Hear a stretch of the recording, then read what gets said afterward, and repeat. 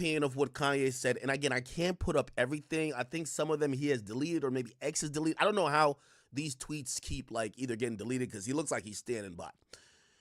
Let me just say off rip, I don't agree with anything that is, you know, anti-Semitic, Hitler loving. Like, those are not the things that I'm ever going to be co-signing when it comes to Kanye. And I got to say this very carefully. I knew this moment of Kanye popping his shit was going to come, and I can't be as upset. Obviously, I don't like the anti-Semitic, whatever shit he's saying, but man, a lot of people did turn their back on Kanye. And I think Kanye waited for the moment when everybody started to dick ride him and everybody tried to hop back on the train. And I think he wanted to tell them, I didn't change. I'm just me. I'm the same person back then as now.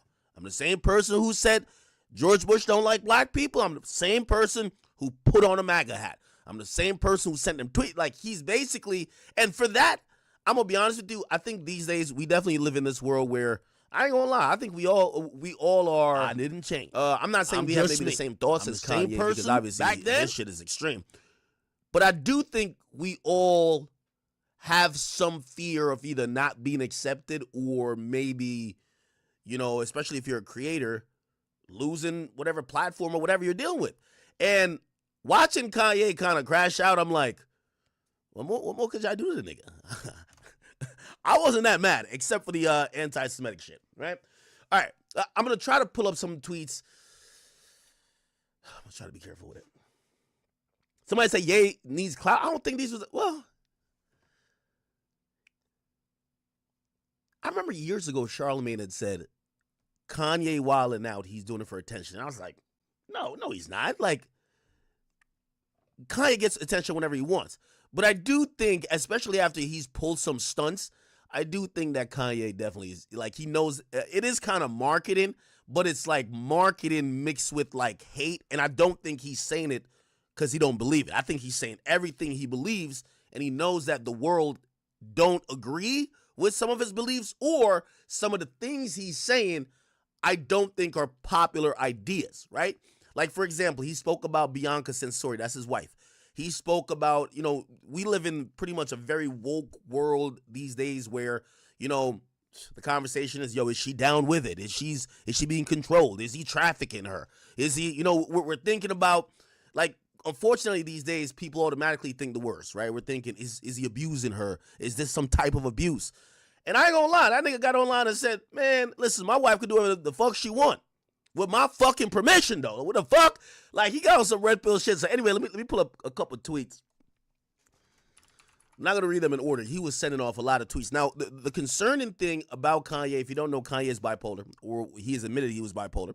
He also admitted recently that he's autistic. He's also spoke about him not wanting to take medication to deal with it because it makes him whatever. And we've heard that about people sometimes with mental issues. However, if you haven't heard, Tubi will be streaming the Super Bowl for free.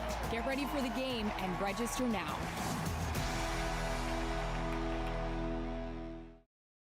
Life doesn't stop when you're getting an education. That's why Sophia offers self-paced, online, college-level courses that are designed to transfer. Access 70-plus courses for only $99 a month and start learning today.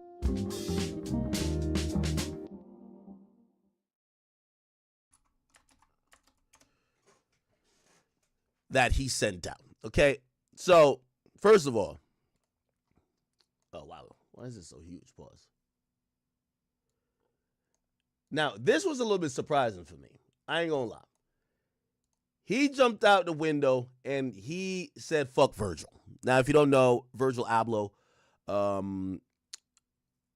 he has passed away, but he was Kanye's friend and one of the greatest designers of modern era, right? Kanye and him kind of fell out before he passed away, and apparently death doesn't, soothe Kanye, even if Kanye didn't like him. Kanye wanted to make it clear he's still on rock with Virgil, so he said, fuck Virgil. He says, this nigga that work, oh, wait, hold on. Wait, no. Wait, he said some other shit about Virgil. Hold on, give me 1 second. He was trying to explain why he don't fuck with Virgil, and this is what he says. Okay, this is like all type of bullshit. Oh, never mind. No, he just said fuck Virgil. Okay. Anyway, he also was like, yo, this nigga that worked for me said he was uncomfortable with my wife's Grammy look. I fired and blocked him. It's more people looking for work than there are people giving out work. Yo, I'm sorry. I don't even know why this is funny. Yo, he said the nigga was uncomfortable with his wife's Grammy look, and he fired and blocked the dude. Then he said, I don't listen to rap. I don't know who the fuck is rapping anymore. You know Miles is like my favorite artist. I'm a 47-year-old billionaire. Why the fuck would I listen to rap? There's not one piece of information in rap that benefits my agenda or helps me get money. Now, I'm going to be honest with you. Listen, wait till I get my money right. Can't tell me nothing. Obviously, that's a song. I never seen Kanye this obsessed or like, you know, he seemed really materialistic in all these like strain of tweets. Like he even at one point says, yo, basically y'all niggas' life suck because you're fucking broke. And he's like, he kept pointing out that people who criticize him were broke. And I've never seen Kanye in that light. I've usually seen Kanye as a guy who, of course, he's rich or wealthy or whatever the case is, but I've never seen him like this obsessed with just like money. But that might be just a way how power is like formulating for him at this point. Anyway, a bunch of other tweets. Let me see. He's obviously dropping a collab with Sean John, which is obviously Puff Daddy. Diddy, if you don't know, is incarcerated on allegations of sex trafficking and a few things like that, and also RICO. He says, I'm selling Sean John collaboration that me and my brother spoke before they locked him up. We split the profits 50-50. He showed this, and then he showed basically how the shirts are going to look. Now, I ain't going to lie to you. I never been to this Yeezy website. Well, actually, I've been there before. But if you go to Yeezy.com, this shit was crazy. Yo, this nigga got a White Lives Matter t-shirt over here. Yo, Kanye's on some shit, man. Kanye got the White Lives Matter t-shirt. He got all type of bullshit on here. Obviously, people still love his product. And in a weird way, some people believe that sometimes his rants are just a huge marketing ploy or scheme to funnel people here. You get what I'm saying? So that essentially happens. And then he also says, what? Let me see. He says, oh, y'all, please come at me. This is how we spot the coons. Let these white people in. I ain't gonna say that word, bro. Tell y'all what to do. Fuck Diageo. And fuck all y'all niggas in advance. Fuck Diageo. Holy shit. And he said, what y'all gonna do? Cancel my sneaker? Cancel my sneaker deal? Cancel my record deal? Freeze my accounts? And I'm gonna be honest with you, chat. Again, not with any of the, you know, perceived hatred that he's tweeting out. I will say this. I kind of like the fact that there's kind of nothing you can do to Kanye at this point. I mean, hey, listen, I'm not saying I agree with everything he's saying, but I understand some of the vitriol when everything has been taken from you and you still come back. And I don't think he's up more than he's ever been, but I think that's where that hate probably is kind of manifesting itself. He was waiting for the right time. He was down for like 2-3 years, right? He was waiting for the right time to tell everybody, suck his dick. That's really what it is, right? What y'all gonna do? Cancel my sneaker deal, cancel my record deal, freeze my accounts, fuck all y'all niggas. And now he says this shit again about the slavery and it being a choice in his opinion. Says, I'm speaking my mind now. I ain't editing shit ever again. Then he says they trying to prove a point, and y'all know that. Y'all fucking know that. And sitting and laughing at the fucking internet on Instagram. This man gave his life to us. Just found this unbelievable sequin dress on eBay from a seller who's probably a Vegas showgirl. So many good deals. Had to get these vintage disco pants too. Then I was craving something sporty, found these in a sick cherry red, authenticated and everything. Thanks, Ken. I'm obsessed. Then I sold a pair of velvet flares to like a desert goth in Nevada. Cause last year I was a Victorian vampire, but now I'm all grunge and glitter. Yeah, eBay. It's the place for new, pre-loved, vintage, and rare fashion. I'm Sam Laporta, and I approve this message. Genesis has teamed up with Sam Laporta to give you more. Score big. Now offering an incredibly low interest rate for your new vehicle. Plus, enjoy 90 days of no payments. Already have a vehicle you love? Now you can lower your payment. Buy your lease or refinance your auto loan with Genesis. It's time to take home a lower payment. Hey, this is Sam Laporta. Open an account today. Visit genesiscu.org. Tells joke very close this time. See how funny it gets when families are separated, especially black families. Let's hear what this call is.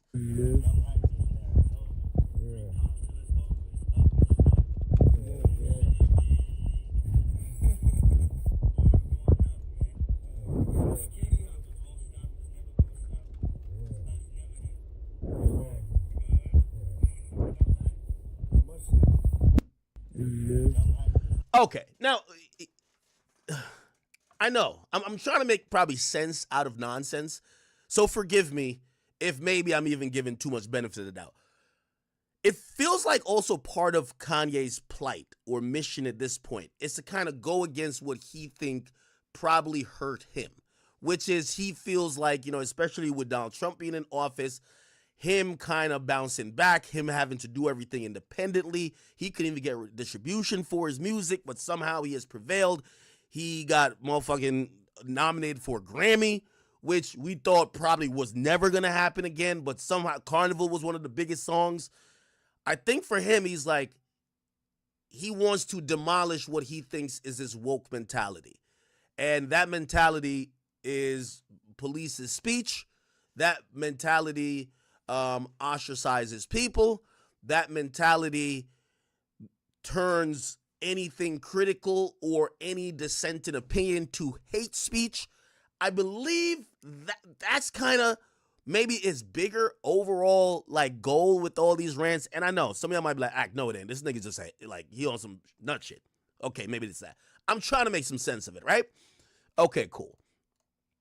Let me see. All right. Then what else he said? Okay. What else? Hold on. Now, he starts speaking about his wife. And he says, how a nigga pay for everything and let his bitch run him? All you broke, using motherfuckers, shut the fuck up already. Kanye's hilarious. I'm sorry. He said, I got dominion over my wife. This not no woke ass feminist shit. She with a billionaire. Why the fuck would she listen to you dumbass broke bitches? Yo, I'm sorry. It's kind of funny. He said, I got dominion over my wife. This ain't no woke ass feminist shit. She's with a billionaire. Why the fuck would she listen to any of you dumb ass broke ass bitches? People say the red carpet look was her decision. Yes, I don't make her do nothing she don't want to do, but she definitely wouldn't have able to be doing this shit without my approval. You stupid ass woke pawns. I got no respect or empathy for not one living, for anyone living, cause no one living can fuck with me. But I do love some people and I give them favor. Oh shit. Nah, Kanye going crazy. Matter of fact, there's one time he even tweeted out, like some of the tweets been deleted. He said, yo, bro, this, like, these last couple tweets have been sponsored by Andrew Tate. It's like he watched an Andrew Tate video and start going crazy. Which, by the way, he kind of almost, the way he kind of worded this was interesting. He's like, I don't let my wife could do whatever she wants, but with my approval. Now, is that misogynistic or is that like, I don't know. Anyway, let me keep it going. You know what's so funny? And in chat, let me try to like also ground myself in trying to explain this. The mere fact, like, for example, I ain't gonna lie, Drill, don't, like, we're doing this live, don't upload nothing to my channel about this shit. I think that's why I think I look at Kanye and I'm like, you know what? I get a little bit of what he's saying. Not the hate shit. I'm scared to even talk about him talking about the hate shit. every creator, anybody else is even scared to say this is what Kanye said and think. You know why? Because they hit you, like, put it like this. Look at what they did to Drink Champs. They're quick to hit everybody with a cancellation hammer. You get what I'm saying? So it's like, yes. When Kanye's tweeting, I was just like, I ain't gonna lie, we are pussy. Because I'm scared to even read his tweets. I'm gonna be honest with you. I'm scared to read the nigga's tweets. That's a fact. He said, has anyone ever wanted to get it all off their chest? Everything you... It's brutal. So slow. Good thing we brought Jersey Mike's. Is that Danny DeVito? Don't worry about me.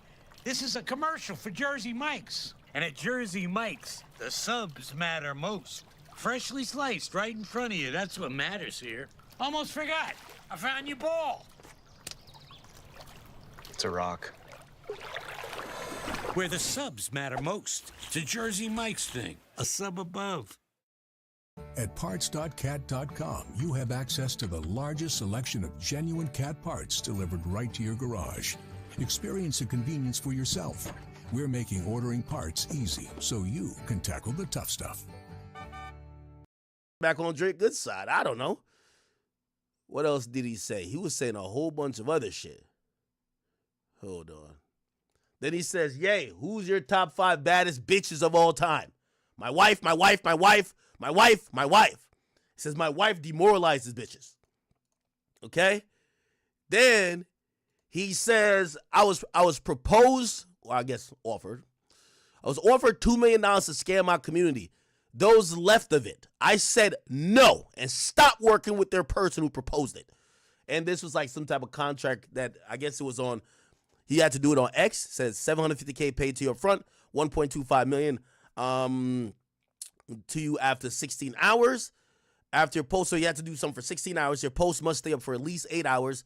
It's the promotion of a fake yay currency. Like right now, I think meme coins are like all the rage. And I guess they wanted him to promote some shit. And he wasn't going. So after 8 hours, you may post, my account was hacked.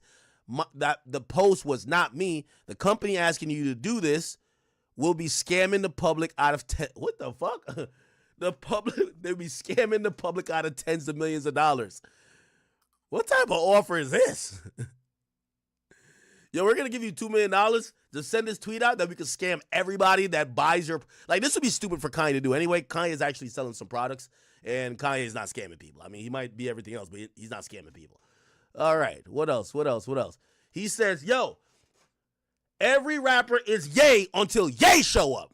Only rappers that never crossed me in any way, Thug, Cardi, Quavo, Rocky, Nast, Eminem. He says, I think it's just the nature of the sport of rap. Everybody want to be number one, so it's hard to deal with the fact that's me, and there's only one yay. And he calls himself God. He said he's God on earth. Holy crap. Wow. Jesus. There's a couple other tweets. Let me see. Can I find the other tweets? And I still think he's tweeting right now. I just got to look at it to see if it's safe to put on stream. And I ain't gonna lie. Chat, again, I hope y'all understand my opinion on this. Not agreeing with what he said, but the mere fact that I'm too pussy to even just open a nigga Twitter feed and just read what that nigga is saying and be able to discuss it. Like, I don't talk about that 3-letter word on here. Like, be good. Like, I'm scared. I don't want to talk about them. You feel me? I ain't got no beef with them. I don't got nothing with them. You get what I'm saying? I love them. Whatever. You get to realize that, yeah, of course you're fucking scared, right? But, you know, for whatever reason, Kanye feels he could do what he wants. Obviously, Elon Musk is his man's who owns X. I'm guessing his bank accounts and payment processors are probably still canceled because he doesn't seem like he's trying to apologize for shit, does he? Does anybody have the list of the rest of the tweets? I've been trying to find them. Oh, I think he deleted them shits. I think he did delete it. Y'all think this is a rollout for Bully?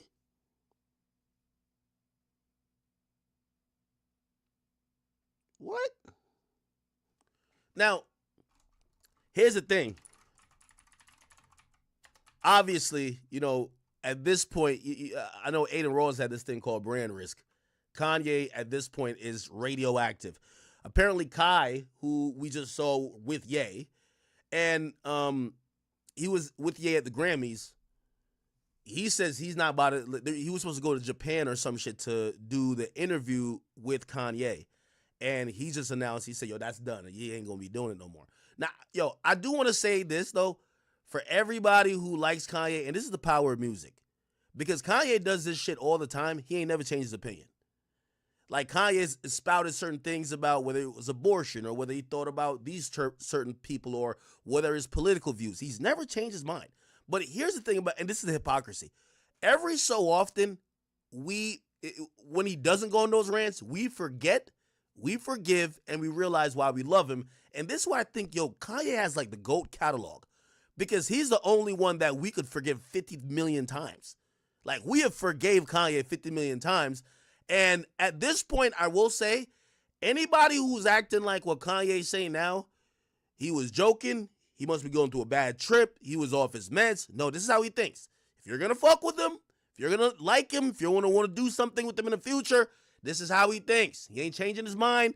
He wasn't tweaking. He wasn't hacked. This is him. And here's what's going to normally, if I could predict the future, we're going to start seeing, well, he don't got no big companies to cancel him right now. So maybe they lock his Twitter account or some shit for the meanwhile. And then he'll just go to Instagram and start wilding over there. But what's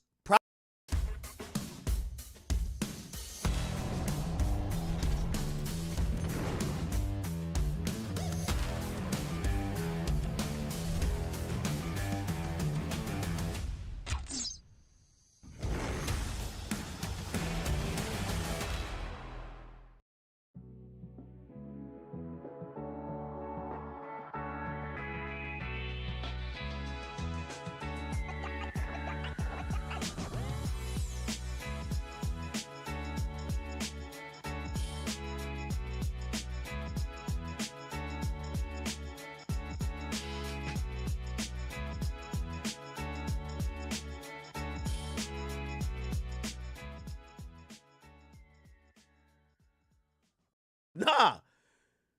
Hell nah. Nah, he's saying some wild shit. I don't know what the fuck I was looking at before. Yeah, chat, I'm mad pussy. Oh, hell nah. Yeah, let me get out of the damn screen. I'm good. All right, I'm gonna just read some of these, but I ain't even gonna put this on the fucking. Yo, this is hilarious. Some of these tweets is funny, bro. I ain't gonna lie.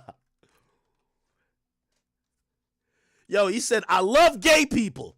All my gay friends know that. But y'all ain't finna take the F word. And he just says the word. He says, y'all ain't finna take the F word from me. Said, last night I single-handedly brought back the F word. And he uses the R word. See, this is what I'm saying. We do live in kind of like, I can't even say these words, right? All right. Not that I want to, but whatever. At least the F one. I say retard, right?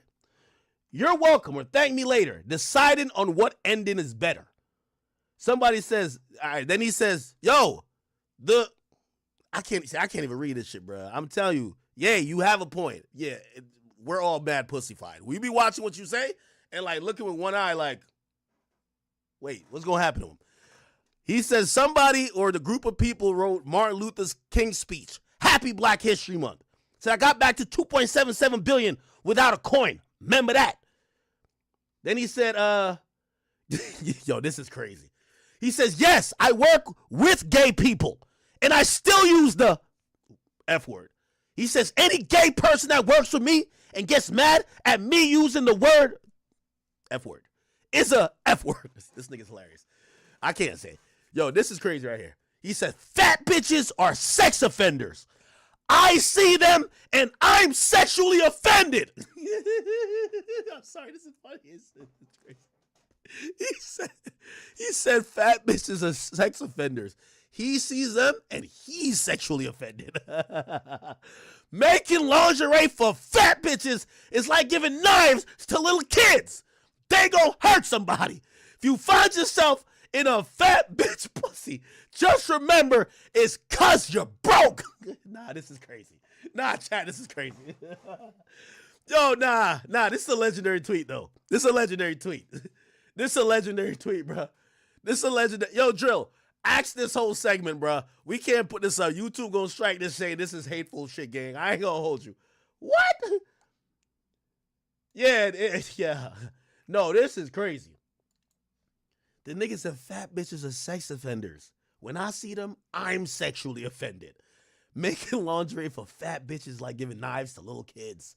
They gonna hurt somebody. If you find yourself in a fat bitch pussy, just remember, it's cause you're broke. Yo, this is crazy. He says, I gotta give Elon his flowers for allowing my fuckery. It's a whole new world. I gotta say, Elon's a real nigga for this.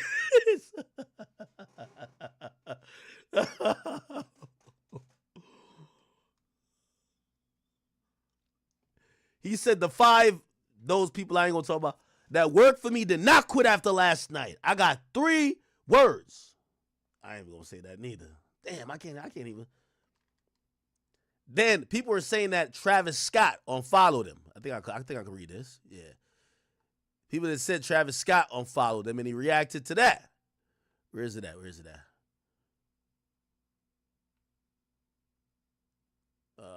I'll just read it. He basically said, hold on.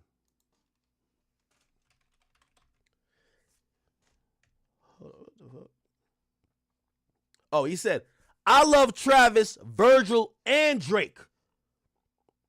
Drake the realest one out of the 3, though. He not fake cool. He just talented as fuck. And yes, it's fuck Virgil. And any of these other niggas that work for me, then use me, then went against me. I love Virgil. Wait, he just said fuck him.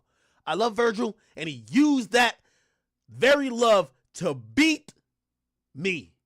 Nigerians are super smart. No, this is crazy. Nah, this nigga's wildin', bro. This nigga's wildin'. Holy shit.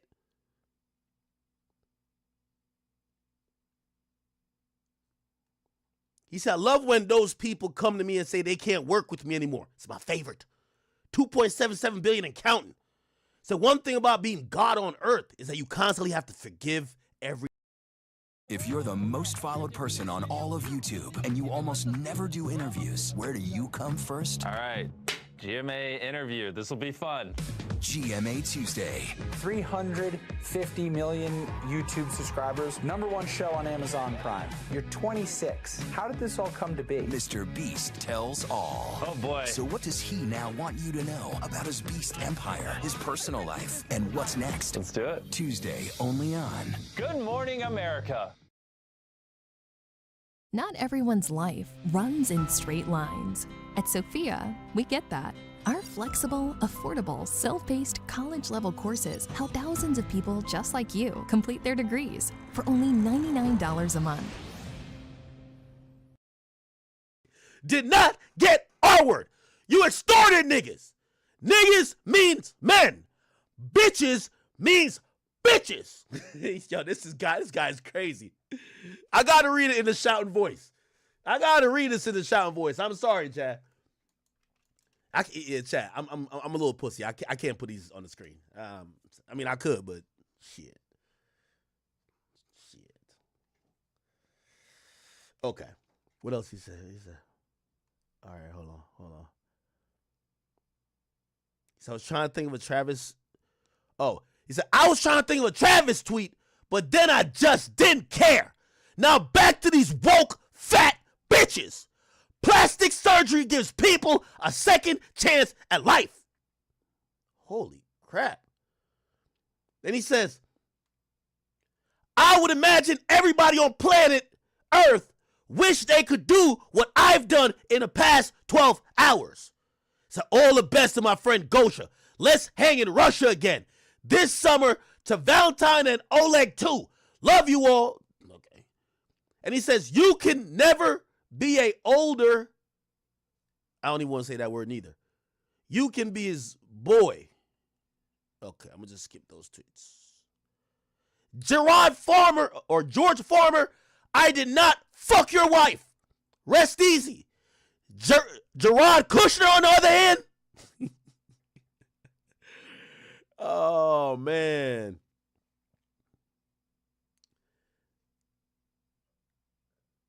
Oh shit, he connected with a nigga from Coinbase. Okay, go ahead. Holy shit. Nah, these tweets is wild. Yeah, chat, I can't put this up on the screen, man. I don't even. And I gotta edit myself. Said no musician has done what I've done since something. And then he says, hail some person. No musician is doing what I'm doing or will ever be able to do. Why? First of all, niggas is broke. And ran by, say it with me, duh. You know what I'm talking about now. Second of all, I'm just better than everybody by light years. Immeasurably better than everybody. Niggas don't make that fresh out the box Super Nintendo shit. Niggas shit is not exciting unless they copying my whole shit. Niggas is boring. Niggas all say the same shit. And niggas is pussy. And would never get off Spotify. I know there's some F-word ass niggas thinking when I see that nigga, but you will never see me. I don't be where broke ass copycat rappers be. Yo. Nah, chat. Nah, this is crazy. This is crazy. Nah, this nigga's going. He's gonna be where broke ass. All right, listen. He says, I don't need or want the support of the broke ass slave musicians. You are all slaves. Y'all slaves to Nike when you get there. Or when you there. You're slaves to your label. You're slaves to the niggas extorting you. You're slaves to your management. You're slave to bitch. You a slip. You a slave to your perceptions. Lie on songs. You don't think of anything of value and you're turned dumb. Nah, I ain't going. So I'd rather be a colonizer than to be colonized. Suck that in. Oh shit. David Stratford played bully for trap without me knowing. But at least I got him to cut down. Bro. He did the scam with the merch. Holy shit, can't read that part. To collect me and other slave rappers' email without us knowing to raise the value of somebody. With, I assume David has a piece of, but none of his clients do. Trav, unfollow him. You niggas is broke. Ain't no unity. I don't blame you. I'm out for myself too. The difference is I'm God. What the hell? You're speaking on him. I ain't gonna hold you. Here comes the threats for unknown numbers. On another note, any bitch can get mad at you and claim our word. Then you're U.S. bank to collapse. Something goes wrong with banks. That's how their money. Another bank, another shoe drops. Complete global economic collapse as there's around banks all across the world. How many more? Do you have any prediction? How bad's it gonna be?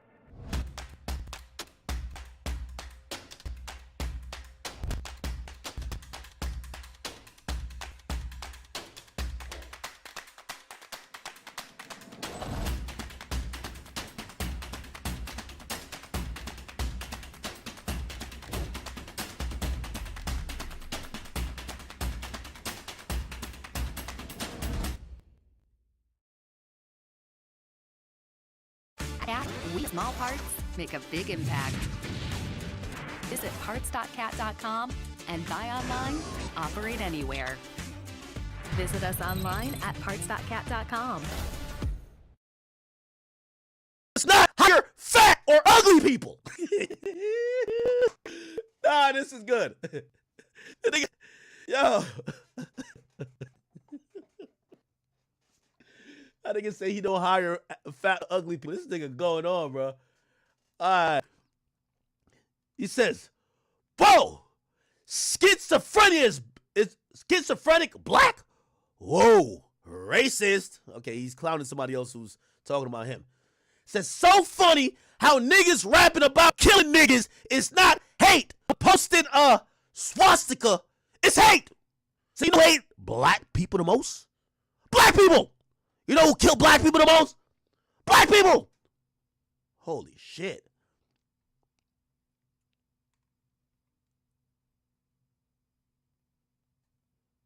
Wait, why? Something going on with his thing. It jumped me all the way back to the bottom of his Twitter feed. He says, just for clarity, they try to make an example out of Puff. Me and my brother had our issues, but these white, I can say white people? Yeah. I think. These white people trying to use Puff to scare niggas. I'm neither scared nor brave. This just me. Says, I just found out Puff isn't allowed to make or collect money while he's locked up, so I'ma send his half of his money to Justin. Who's ever after Puff, we gotta find out exactly who they are. Okay, cool. Play off the grid. My heart ain't jump not one moment today. I got steel in my veins. What the fuck? His rest of his deleted. Oh, okay. Yo, something's going on. I think they're like weirdly limited and shit. He says, I was abused by, and he names some whatever. And he says specifically, Jamie Dimon froze my accounts. Ari Emanuel wrote letters to get my deals dropped. Ben Shapiro is currently connecting death to my name and are still positioned between me and my audience. Holy shit. This is kind of crazy.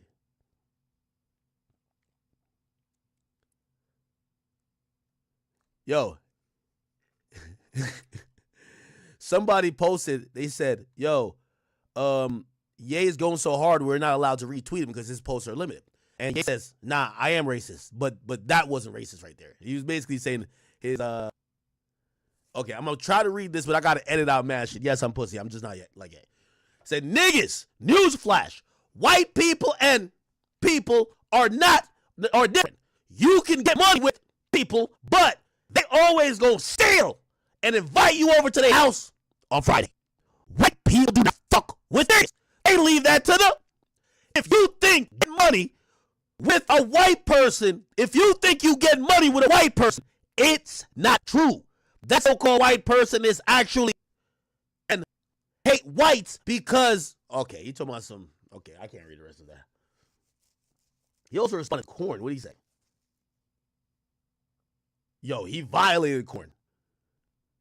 Corn said, 25 weird as fuck, my nigga. Why the hell am I beef with Kanye? Kanye says, this is Ye. I'm just texting for my own health. I don't know who you are. Why ego like that? Why the fuck did he ego like that? Oh, shit.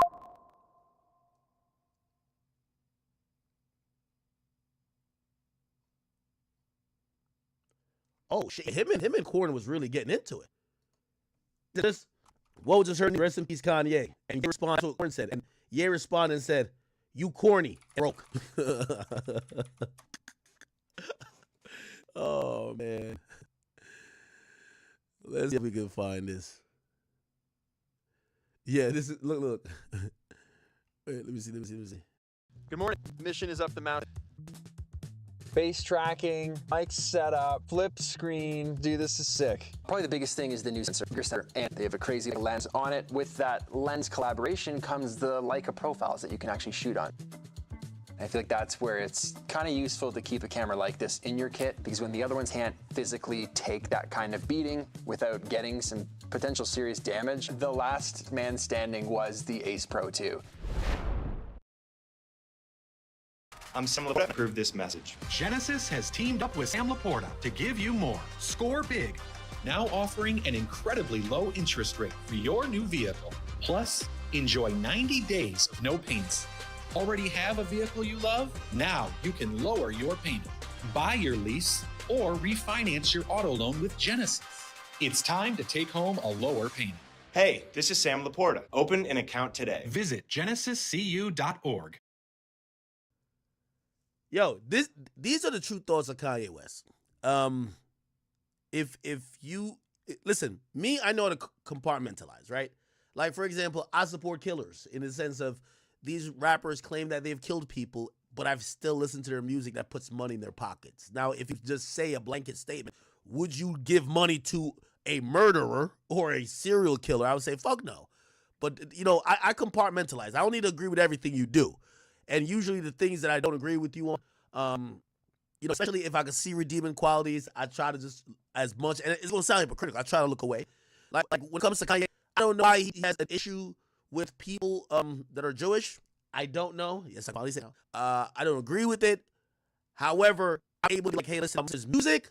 I could check his music out, having two sides, I'm still with him on all of these other stuff. If I like a product of his, that's how I get down. Now, there's some people who, if they don't like one thing about you, if they don't, you know, that may be a thing that is really, you know, that's a big deal to a lot of people. If you're the person that says fuck Kanye, you won't listen to him, I think all the best. You should stand on your convictions. Don't listen to his music. He ain't gonna change his mind, and he ain't gonna change mine. And you should join. You shouldn't fuck with music. You get what I'm saying? Me, oh, listen to this music now. I ain't with you. But all this bullshit, I kind of like digress in the sense of I'm not backing up none of that bullshit. Okay? I don't know.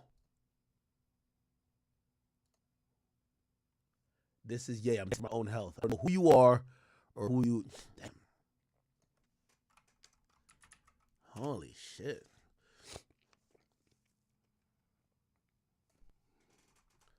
Has anyone like? I want to see a video of Kanye when. Oh yeah, he said Hitler was what? I had a tweet also saying that. Let me see if I can find it. I got to look off camera. Kanye West. He basically said that a lot of things he was saying was on some Andrew Tate shit. Oh. Yo, why can't I see these tweets? Never find him. My bad. Yeah, his Twitter feed is like really odd. And I don't. Yeah, I'm only seeing 5 tweets now. Okay, it's trying to load. This was from 13 hours ago. Yeah, I have no fucking clue. Yeah, they're limited shit out of his Twitter. Give me 1 second. I'm just trying to figure out the other shit. Yo, his is broken. I can't find. If I swipe, I can't rest of them.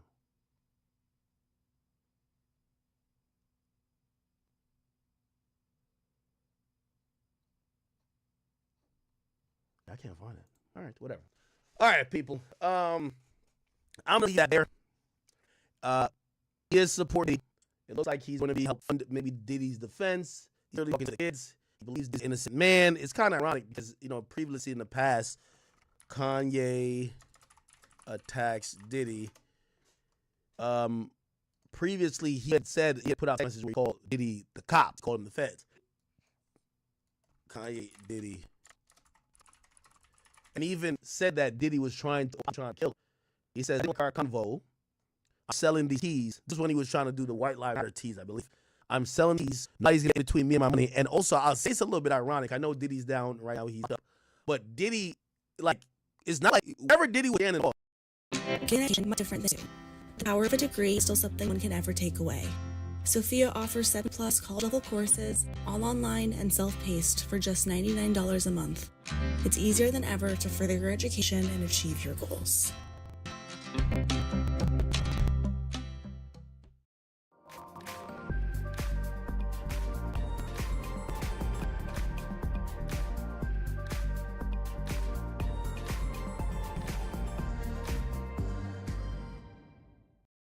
That told you to call me, that no one could threaten or influence me. I told you this is war. Now go get you some business. And he says, I'm just trying to talk to you as a black man. I'm trying to talk to you because this is hurting our people. Says, anything you text, I will post. I love you. And you guys are breaking my heart. I accept your apology in advance. The reason why I mentioned that is that, and he's also sent in this. I didn't like her convo. I'm selling these teas. Nobody gets in between me and my money. This is my grandfather texting you now. Never call me with no bullshit like that ever again unless you're ready to green light me. Because anybody who got on that tea is me. Out of respect for everything you've meant to me, I'll be quiet as Virgil. But now I know how I've hurt people I love with threats. Come do something illegal to me now, please. And Diddy says, as soon as I land, we'll meet face to face. Send me an address. And nigga, fuck you, you fed. Here's the ironic part about all of that. The Sean John clothing that's being sold on Yeezy.com, which, by the way, shit, I guess we're like almost promoting his clothes at this point, right? It's right next to White Lives Matter. Ain't that like an interesting turn of events? Diddy was upset at him for selling these clothes here.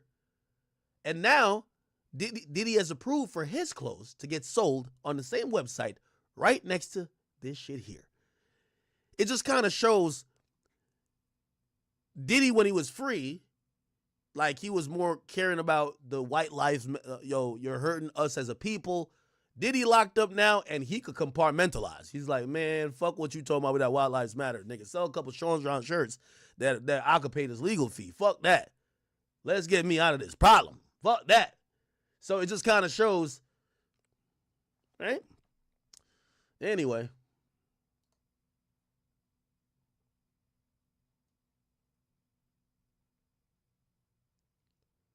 Now, apparently there was also, he had said there was an extended version of his interview.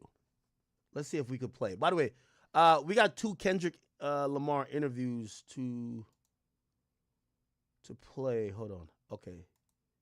What the fuck? So this is an extended thing. Yeezy.com/products/interview. Okay. How do you feel about being called crazy? Where do you believe that narrative came from?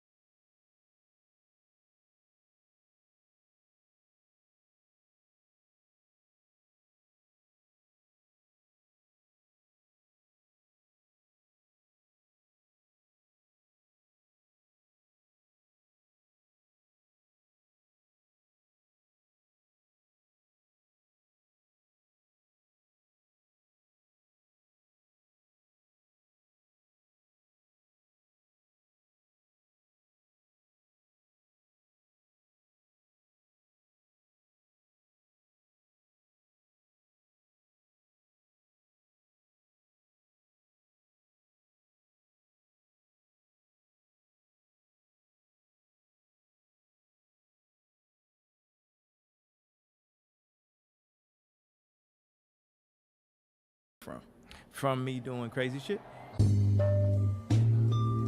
It's been a long. No, I think I see you doing a lot out here. How do you prioritize your passions? I just put my kids first. Yeah. I was with you when you was canceled all the way. We was going to eat every day. Yeah, we never was unrich. I think when he got up on that telethon and he said George Bush doesn't care about black people and the music he was making at the time, I think he thought he was impervious for the culture and people to turn on him or to even call him out. Now, you could say that's narcissistic, or you could be like, yo, all right, this nigga really think he's God, which he obviously spouted that. But I think once people called him out and he felt like maybe niggas switched up on him, we saw like this new arc where he was almost trying to get back at those people. And I think some of even the Make America Great stuff, like, not that he don't genuinely, like Trump or whatever the case is, but I felt like he was going out of his way to piss those people off, even with like constantly saying things like slavery is a choice. You get what I'm saying?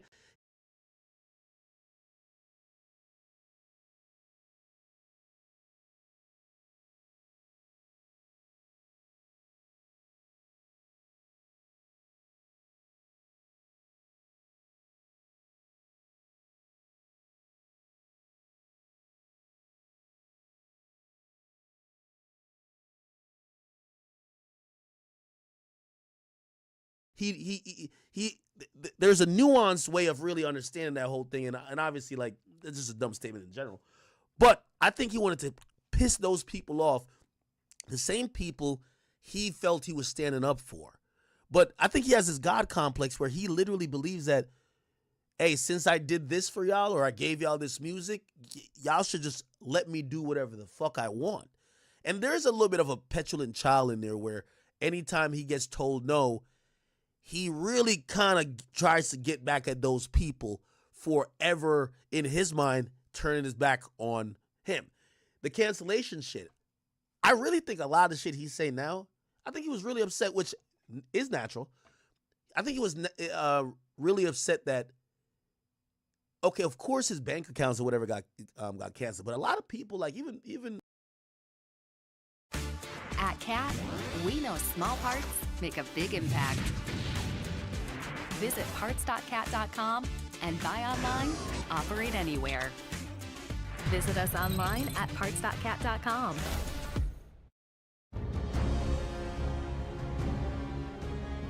We are all capable of greatness.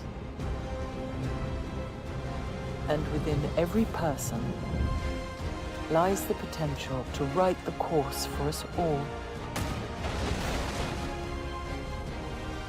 Now it's your turn to reimagine civilization in all its possibilities and build something you believe in. I did all that to come back to show y'all how much less I give a fuck.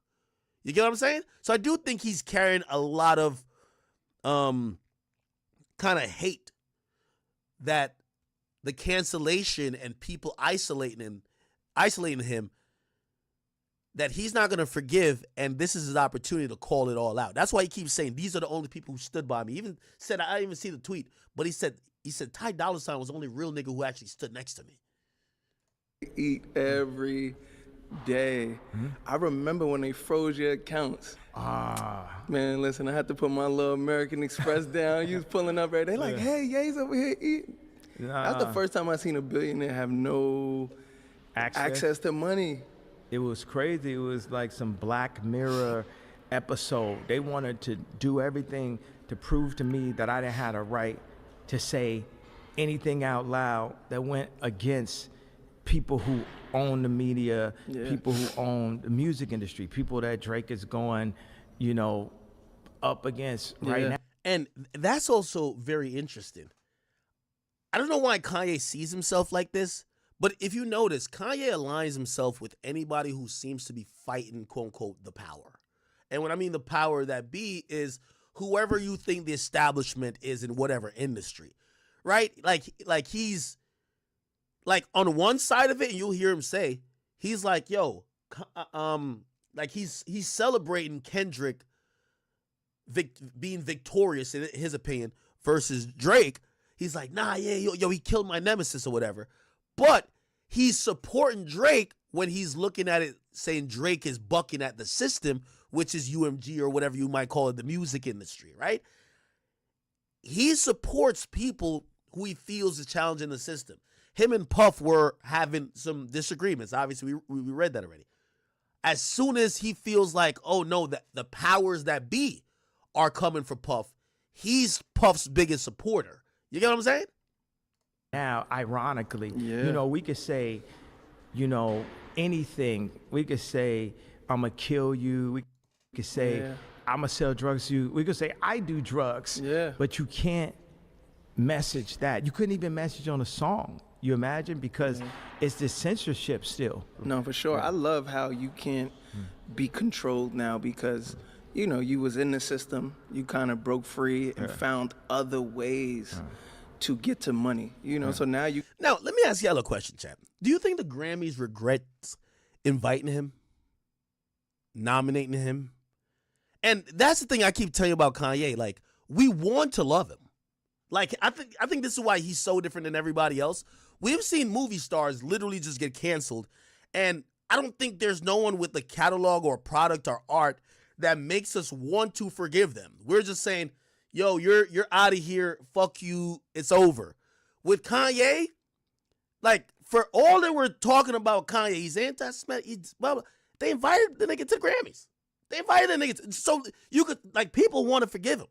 Like, the Recording Academy could have made a huge stance and say, hey, listen, yo, we won't consider his music for any type of awards because, you know, in lieu with the fucking ADL, this guy says this. Now, granted, he did put up a little, remember the apology he put up, I think it was like in some different language, but people wanted to forgive Kanye. Like, people really wanted to forgive him. And I ain't gonna lie to you, obviously we looked at the wife stunt as, you know, making, you know, it was a great marketing play. But I really look at that and I'm like, bro, I think Kanye was like almost back in a sense of, I don't know what's going on with his bank accounts and shit like that, but I feel like people were gonna like forget some of the shit, unless maybe I'm wrong. You get to be free. You own yourself. You own your brand. Yeah. And, you know, you posted a clip recently of Master P speaking about how he left music because there wasn't no real money in it and he had to create product.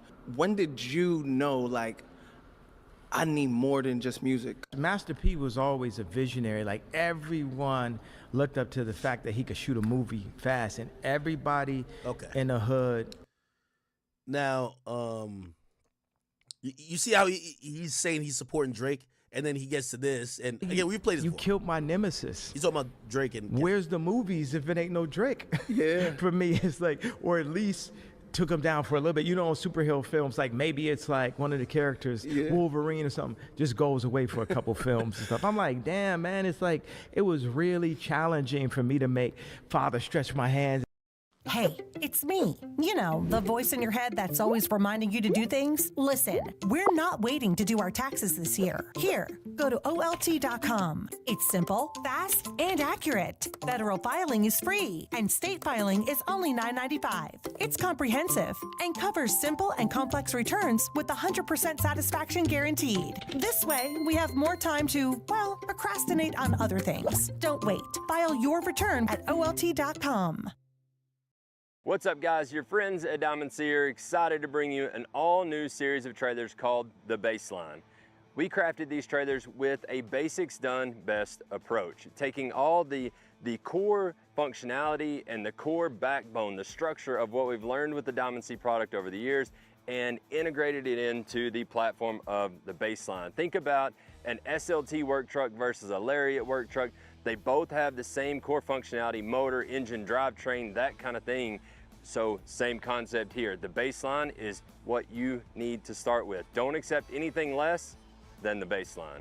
Be on the lookout for videos and walkarounds of each one of these units, or jump on DiamondC.com. There at the Learning Center, you can learn more about the Baseline.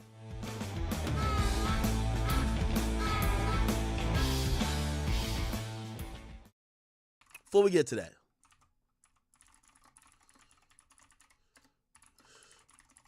yo, I ain't gonna lie to you.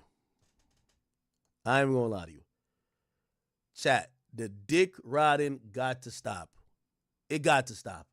Did y'all see this post by the American Heart Association? They said Kendrick Lamar not like us as 101 beats per minute, which is a right tempo for hands-only CPR. The dick riding's got to stop. Like, yo, bro, it's like 9 months later. Like, y'all gotta stop this dick riding. Like, to keep it real, the only way somebody's gonna get a heart attack that's gonna need to play this song is because they're dick riding this song. Yo, this got to stop, bro. Like, this type of dick riding is not, I've never seen, this is Olympic style dick riding. This is like a dick rodeo at this point. Chat, it's not dick riding? Like, come on, bro. Come the fuck on, my nigga. If y'all say this ain't dick riding, y'all got it. This is dick riding. Who the fuck, if somebody needs CPR, is going to be humming Kendrick Lamar while trying to save this motherfucker having his last breath in life, and you over here, like, come on, the dick riding gotta stop. Comb your head all you want, the dick riding's got to stop. Fucking dick riding's gotta stop now. Stop it. And yes, I would be saying this if they were like, yo, Hotline Bling has the same shit. No, stop the dick riding. Stop it. This is going too far. What type of bullshit is this? Chat, I'm telling you, this is not an anti-Kendrick thing. This is just a dick riding thing, bro. Stop it. Once I seen this, man, I don't know. Anyway, the dick riding gotta stop. Mustard on the beat. Nigga, tell us how to clear the plaque out of somebody's fucking veins. Tell us how to do CPR right. Tell us a life-saving measure. Mustard on the beat. And it could help you save your life with hands-only CPR. If you see the teen or adult collapse, play Kendrick. What the fuck? And you call 911 and push hard and fast in the center of their chest to the rhythm of Not Like Us. The dick riding has got to cease. This isn't healthy, chat.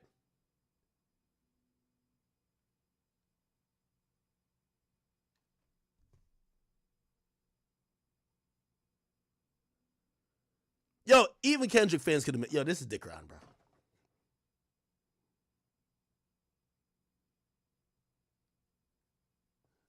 Anyway,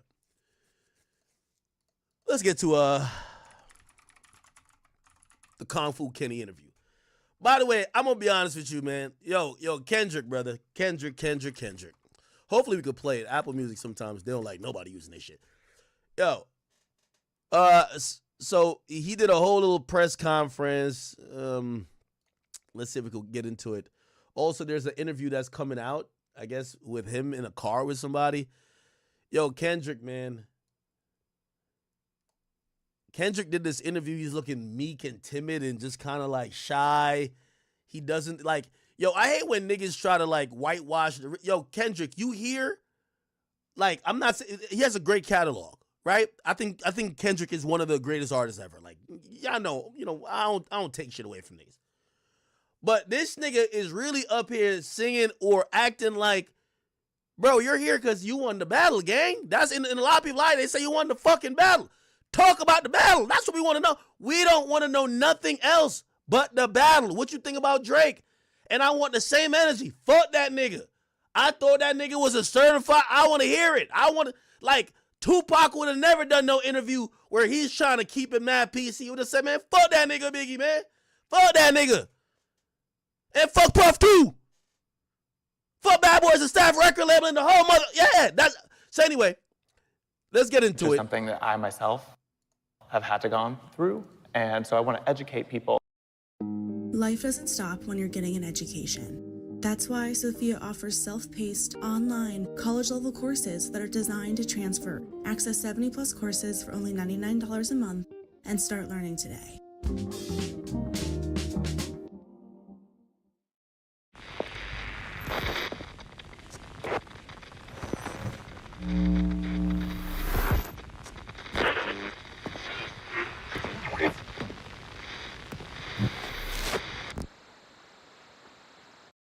Fan, and he'll have a couple of questions.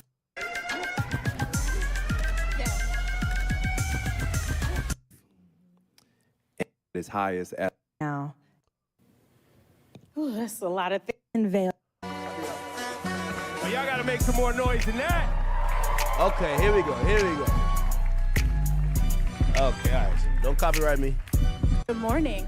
And by the way, let me speed this up a little bit. You know, Kendrick, it's a little bit surreal to actually see you in the flesh because you've always made it a point of just letting the music speak for yourself, which is something I really respect. But The spotlight has been shining so brightly on you for the past few months. I've just been wondering how you've been processing behind the scenes, how you've been feeling about everything happening, all the success. It's just really just I want to look at it like it's just a continuum of who I am, really. I've always stayed to myself. I've always been in my own bubble, whether it's with the fam or whether it's training. How I process it all is just I continue to do what I was doing 10 years ago, and that's like be better in myself, better in the craft, and not look at it as bright lights, you know? And it may sound cliche, but it always worked for me, even when I was younger, you know, playing sports or being in the forefront of presentations and stuff like that. It was like, I gotta look at myself in the mirror rather than looking at it as a crowd or, you know, fame and attention. Yo, chat, tell me if they strike the stream. Are we good on the Academy channel? Yo, Apple don't like when niggas start fucking with their shit, man. I'm nervous. The Academy. Let me look. We good over there? Okay. So now, early days of your career, you know, Section 80 days, even early mixtapes, and you perfecting your craft as an MC. Did you ever think we'd be at the Super Bowl with this? I wasn't thinking about no Super Bowl. You never thought about the Super Bowl? I wasn't thinking about no Super Bowl for sure. We was thinking about the best verse and how we gonna split this $5 at Church's Chicken or something like that. It wasn't no Super Bowl. Going to the studio and getting a meal. But I think, well, what I know is the passion I have now is still the passion I had then. And I think that carried on to the Super Bowl. So it was all about being present. As long as I was present in the studio and present in whatever that line was or whatever that mistake was, rapping or doing hooks or choruses or whatnot, I was present in that moment. I felt that passion. I think being present and not actually foreseeing everything kept me in a grounded state of mind in order to be at, you know, big stages like this. I think we felt that presence and that focus in your work for the past 15 years. Like Ebro said, going all the way back to projects like Overly Dedicated. And so seeing you perform with Dr. Dre at the halftime show 3 years ago, we already felt like that was the most hip-hop, beautiful halftime show ever. And now for you to come back and be the first solo hip-hop artist to headline, how does it feel? Yeah, the desk a little bit nervous, I could tell. But it's a big stage, I get it. The artist to hit that milestone and, you know, just your thoughts on what that means about hip-hop's progression and impact over the years. But that shit, it made me think about, like, the grind of it. You know what I mean? A lot of people don't see, like, the story before the glory, man. And that shit's like... I'm posting an Instagram. Shuffling out your mixtapes and, you know, going to neighborhoods and parties and performing there, hole-in-the-wall spots. It reminds me of the essence and the core response of rap and hip-hop and how far it can go. So for me, that should mean everything because it puts the culture on the forefront where it needs to be and not minimized to just a catchy song or verse. This is a true art form. So to represent it on this type of stage is like everything that I've worked for and everything. Now, let me ask y'all a question, chat. Do y'all think it is selling out if, you know, he code switches or he kind of does a PG type of interview, no pun intended, because, you know, this might not be the avenue to speak about, you know, certain stuff that you might speak about with a big boy, or I know he's talking on the desk in Ebro, but, you know, this might not be the place and the stage that you have that conversation with. You're in front of a lot of sponsors, or do you think that's fake for him to change his tone because he's in front of these corporate people and, you know, the biggest brands are going to be here. That's who are watching him here. This is why they're doing an interview, like this press conference. Like, you got to imagine NFL is selling Super Bowl or whatever, ABC probably broadcast it. They're selling ads at like probably $3 million for 30 seconds. So they need the person who is going to be headlining 20 minutes of the fucking thing to kind of speak to the people who are going to be buying ads. Let them know that it's a good idea to have an ad right before you get on stage or right after. These are big money plays. So, you know, anytime you see these things, they're always talking to advertisers, right? It's a way to get money. It's not for fans. So is it a problem that he dumbs it down because he's talking to sponsors and people who are spending money? Or do you think not? At parts.cat.com, you have access to the largest selection of genuine cat parts delivered right to your garage.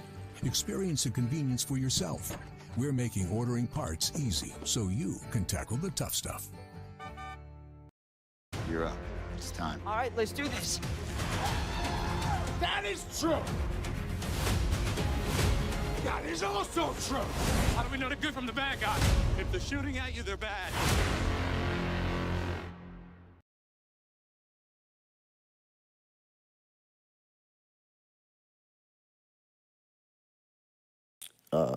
As a collaborative effort, you know, that's cool too, but I love when artists grit their teeth. Like, I still watch battle raps.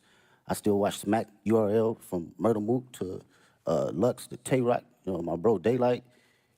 This has always been the core definition of who I am, and it's been that way since day one. So I don't think it was a thing for this year. It was always just a continuum. And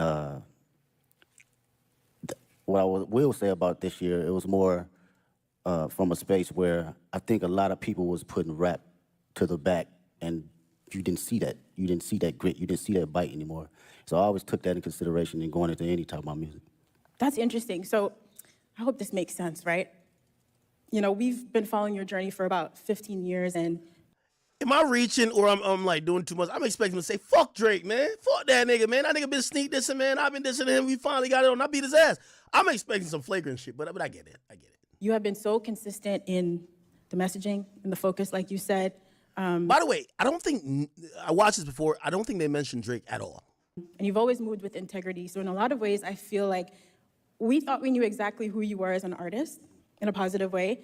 And then last year, it felt like you unlocked a whole new dimension for us. But that person, like you said, was always in there. But I'm wondering, do you still surprise yourself sometimes?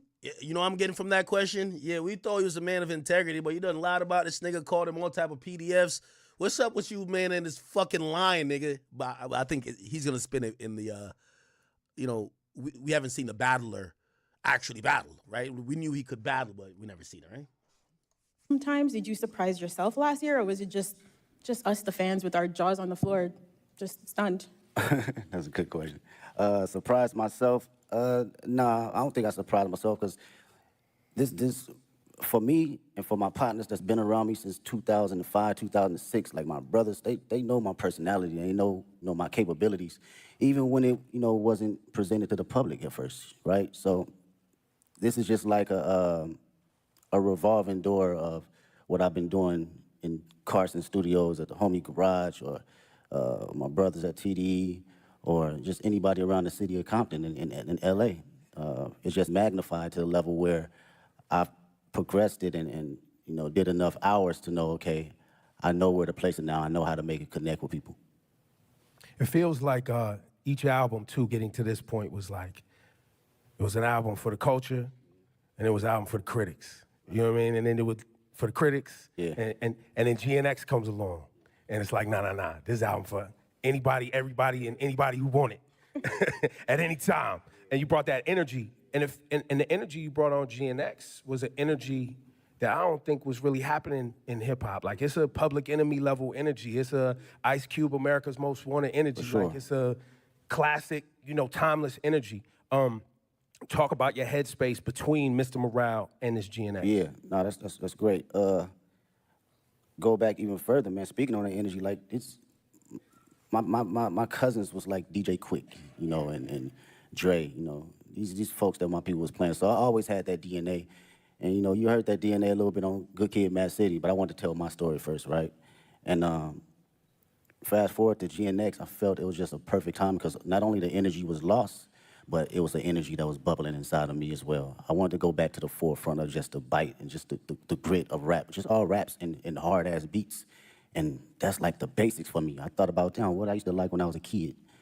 Hard raps, good beats, that's smacking, right? And it was a great transition from Mr. Morale, because that was my most intimate. I wanted to go inside of my own psyche and my own personal withdrawals and see how it connects with the public and who can relate. So during this time around, I think it was necessary coming out of that cocoon and feeling like, okay, I arrived now. I can spread my wings and show every state of who I am as far as Kendrick Lamar. And you really did spread your wings. I mean, you just came off a huge Grammy wins. You walked away with 5 awards, and You won Not Like Us won for Song and Record of the Year, which in itself is remarkable. But I think for people who love and respect hip hop and the roots of this culture, the competitive spirit of it, it has been a little bit mind-bending that you created this massive cultural award-winning anthem out of a battle rap song. And how is that something, after you got off that Grammy stage, you got home in some quiet time, what was going through your head? I was just thinking about the culture, really. It's always that for me first. I'm not even bullshitting with you. It's like, when people talk about rap, man, the conversations I hear, they think it's just rap and it's not an actual art form. So when you put records like that at the forefront, it reminds people that this 50 years ago, they forget that it's even been here 50 years, right? And like, kind of like belittle it.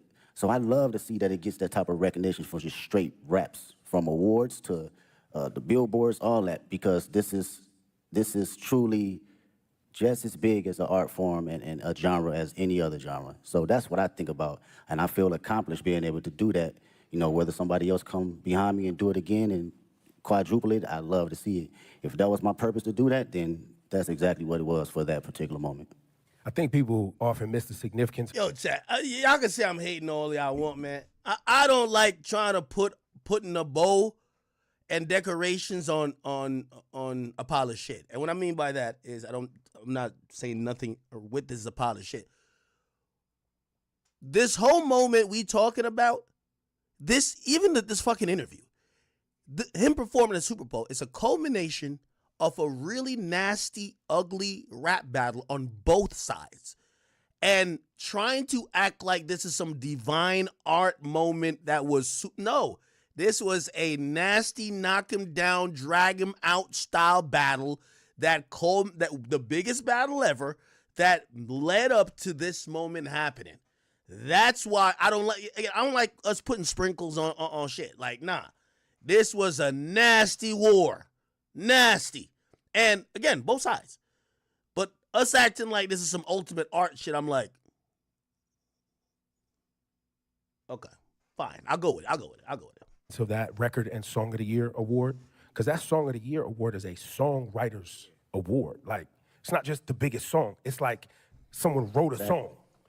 And you as a songwriter, when you see your name up there and it's written by I'm hating Kendrick, and that's it. Yeah. That's powerful. And I think to what you're saying, I think there's a lot of people who have become fans of hip hop, and they you know, you like the songs you hear and know, but you're not actually tapped into the work that it takes for you to generate the output, the art. Exactly, man. As a writer, you know, and that's what I can appreciate the most. And knowing how much time I dedicated over the years in just trial and error, writing the most terrible shit to some of the greatest shit. You know, we all do it, from writer's block to figuring out how to find inspiration from the most non-popular aspects around me. So it's like, knowing that trial and knowing what I put in as far as my thinking process and what it takes to get there, I do not look at it as a small, like, endeavor because it's a hit record. No, it's actually some writing in that shit.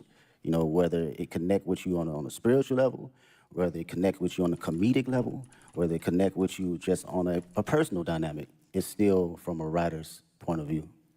Yeah, you are an incredible writer. There are songs on GNX like Reincarnated. I didn't know what to do with that song for the first few times I heard of it, just trying to figure out where you possibly came up with the inspiration for a record like that. Like, when you're working on those songs, are you going through multiple versions until the right thing comes to you? It's hard to fathom, I guess is what I'm saying. Yeah, well, records like that, first off, shout out to Tupac. That's the number one. That was always one of my favorite records from him and Outlaws. Well, records like that, it's always going into my mind of, like, what if, right? And crafting out my what if ideas to the masses. So when I think about concepts and I think about what I actually believe and what I feel, I just go through a breakdown as if I'm reading a book, you know, and how I want people to hear this from a book sequence. So my initial process is, okay, how can I open them up to the story, and how can I drive them to the ending point to make them feel truly exactly what I'm trying to convey, whether they take their own perspective from it or they take mine. I just want you to feel it first. You know, the writing is there, and now it's up to me to perform it to where you can feel it. Yo, give it up for this guy, Kendrick Lamar. Y'all too quiet, man. This guy, you know, this guy doesn't sit down and do this too often, so this is a very special conversation. We appreciate you, bro. Appreciate it. I really do. And shout to SZA too, because you guys are making Yeah, history man. right now. Hell and, yeah. and you've seen her from her humble beginnings like she's seen you from your humble beginnings. You've watched her find success, and now y'all sharing the stage at the Super Bowl. Got this humongous tour that's rolling out next year. Talk about this moment in both of y'all's career. Have you guys had a chance to even see each other in this moment and be like, yo, like? We haven't even had a chance to crash out about it because everything been moving fast, like far as production and rehearsals and stuff. So we speak, but it's not. We haven't really got a chance to settle into the moment. For me personally, watching her. I'll be honest though, I have wondered how Kendrick is processing all of this moment. I'm being honest with you. I'm giving some fair critique now, or not critique, but like actually praise. I definitely think in the last 8-9 months, there's few years that I've seen any artist on this much of a run. If I'm just thinking, and it's bigger than just musically, because it was musically, there's a few that come to mind. 2003, when that first year for 50, that shit was, it felt like thing after thing, just win after win. 2007, Wayne, but that's mostly musically. 2018, I want to say 2018 or 2016, Drake. 2018 or 2016. Yeah, I don't think there's no moment from 20. Yeah, I think the last would have been like 2018 Drake, maybe. Like we had like a run of maybe a year where like this guy's just knocking everything out of the fucking park. And I definitely say it's one of those. Except I'm not gonna lie, there's a lot of like a Super Bowl win, a Super Bowl halftime performance show. Great wins. He swept everything. This might be the best run ever, honestly. Just once you go outside of music, when you think about the corporate opportunities and of course the accolades that are being presented, I could see this. That makes sense. Best run of all time. 2020 Little Baby. Okay, yeah, 2020. I do that. 2020 Little Baby. Yeah. No, her career and where she's come from, it's easy. I get to finally see how serving me come in the process. Because they want to come in the studio and writing songs, throwing away songs, writing another song, throwing away songs. It's hard. And I understood that process though wouldn't be great. Even this is actually like, no, what another one. I understood and I seen it, but to see it now, she always had it, man. She always had it. I'm just honored to be. Callaghan said, I wouldn't be surprised if Bro got a Grammy for this. This level of glaze is astronomical. By the way, also, what I'm going to do is I'm going to, like, a certain part of the stream, I'm going to put it on members only. So if you're a member, I realize I'm giving you guys enough perks.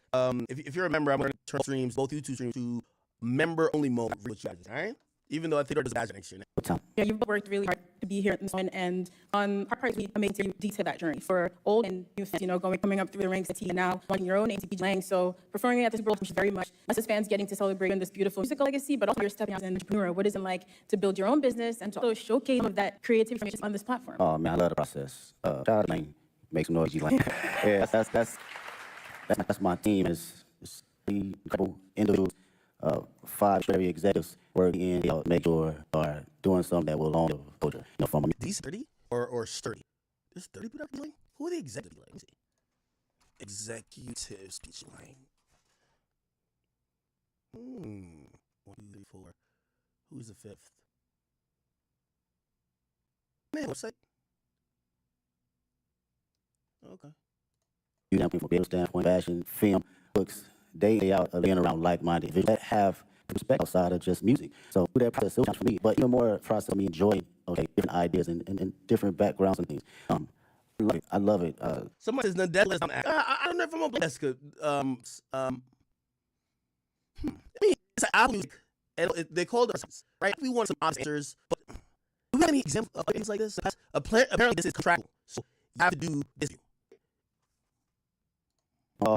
Play business and ventures outside my challenging, and I can't wait to see what's next. I'm gonna have it. For the audience too, around the world, PG like this, I think the U.S. artists and so much music, but I'm sure but the level of you and shout out to the whole PG team, friends that came together. Like what we see on out the edits, the dubbing, the stage design, the music sound tech, it's everything across the board. A lot of creative individuals say is me because it's up there, MD, but also put us in live long time. But David Fleetline is just, he's like, man, I keep some of the fashions, you really picking up anything, he give you an answer right in the middle, you decide for yourself. That's something I appreciate. Yeah, I all of your house color that look like. When you have via visual or Gene, it's just the way you all strategically there is inspiring beyond music. Think about how to approach life in a holistic way. So now, to planning for this Super Bowl now, even though I'm going to know with the energy, you guys I figure out how to introduce your talent with using like a necklace. I was like, you gotta switch it down all the way 13 minutes. It's a wildness in it because it lets you know what respect how you catalog music. For me, I love present. It's very hard for me to live in the past. It's very hard, but in the now, and like how I feel you got now, that's me. I'm 60 more, 30 years old, and still like I'm someone that I don't want you to move on television. We culture, how important our ancestors. Like you always put our culture and black culture at the forefront of your brains. Same thing, like our family members died from the South for opportunities to connect between LA and South. We say you can do it with the LA, I can't know that completely bad, but you got to feel energy when you are running. Exactly. You would be lazy if this was. Nah, I think I guess going for him. But the shit that we want. Tell us how you created not like these shit. I'm saying, obviously I get what interviews say or get what interest to you about. Hey, what like we don't want to ask that. But again, no, this is Louisiana, Texas, Chicago. That engagement with the South, like Bay or something. Going to the center of stuff. So the energy there and you making that correlation, lots of people don't understand.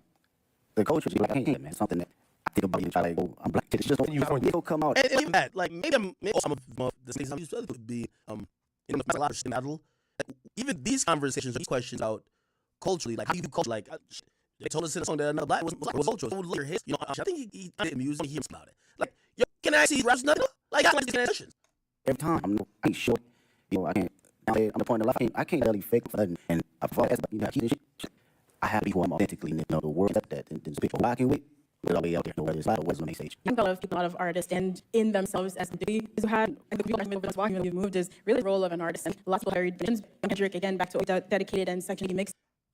I know every time I say something, y'all gonna say amazing, but I agree with Kendrick. I agree with what he said. I do think it's still on people. So he's saying that he wants to be able to him and be in whatever his convictions are to have to fake funk. And I agree. I think that's how everybody should.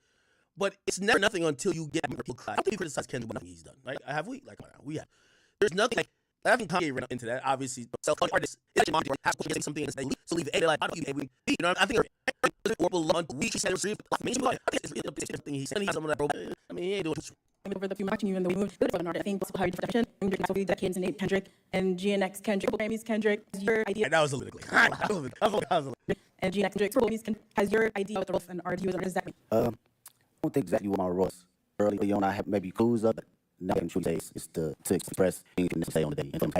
And from the vulnerable, feeling that's for me is always come from. You know, anchor record, feel that shit there. You feel you want to feel it because I'm going sure I'm present that time in the studio booth. I feel frustrated. You gonna feel and to create the inspiration, people that may not have voice. That I've got cats still this day can't conversation. The meanest, aggressive, but they can't you out and express them the way they want to. So to other things, and not think about that. I know that I have the tools necessary to properly in the family. I gotta make it real like that. I have them because they feel they cannot play. And when they hear somebody give them options, I'll speak more for you and be on because they can't from they come from.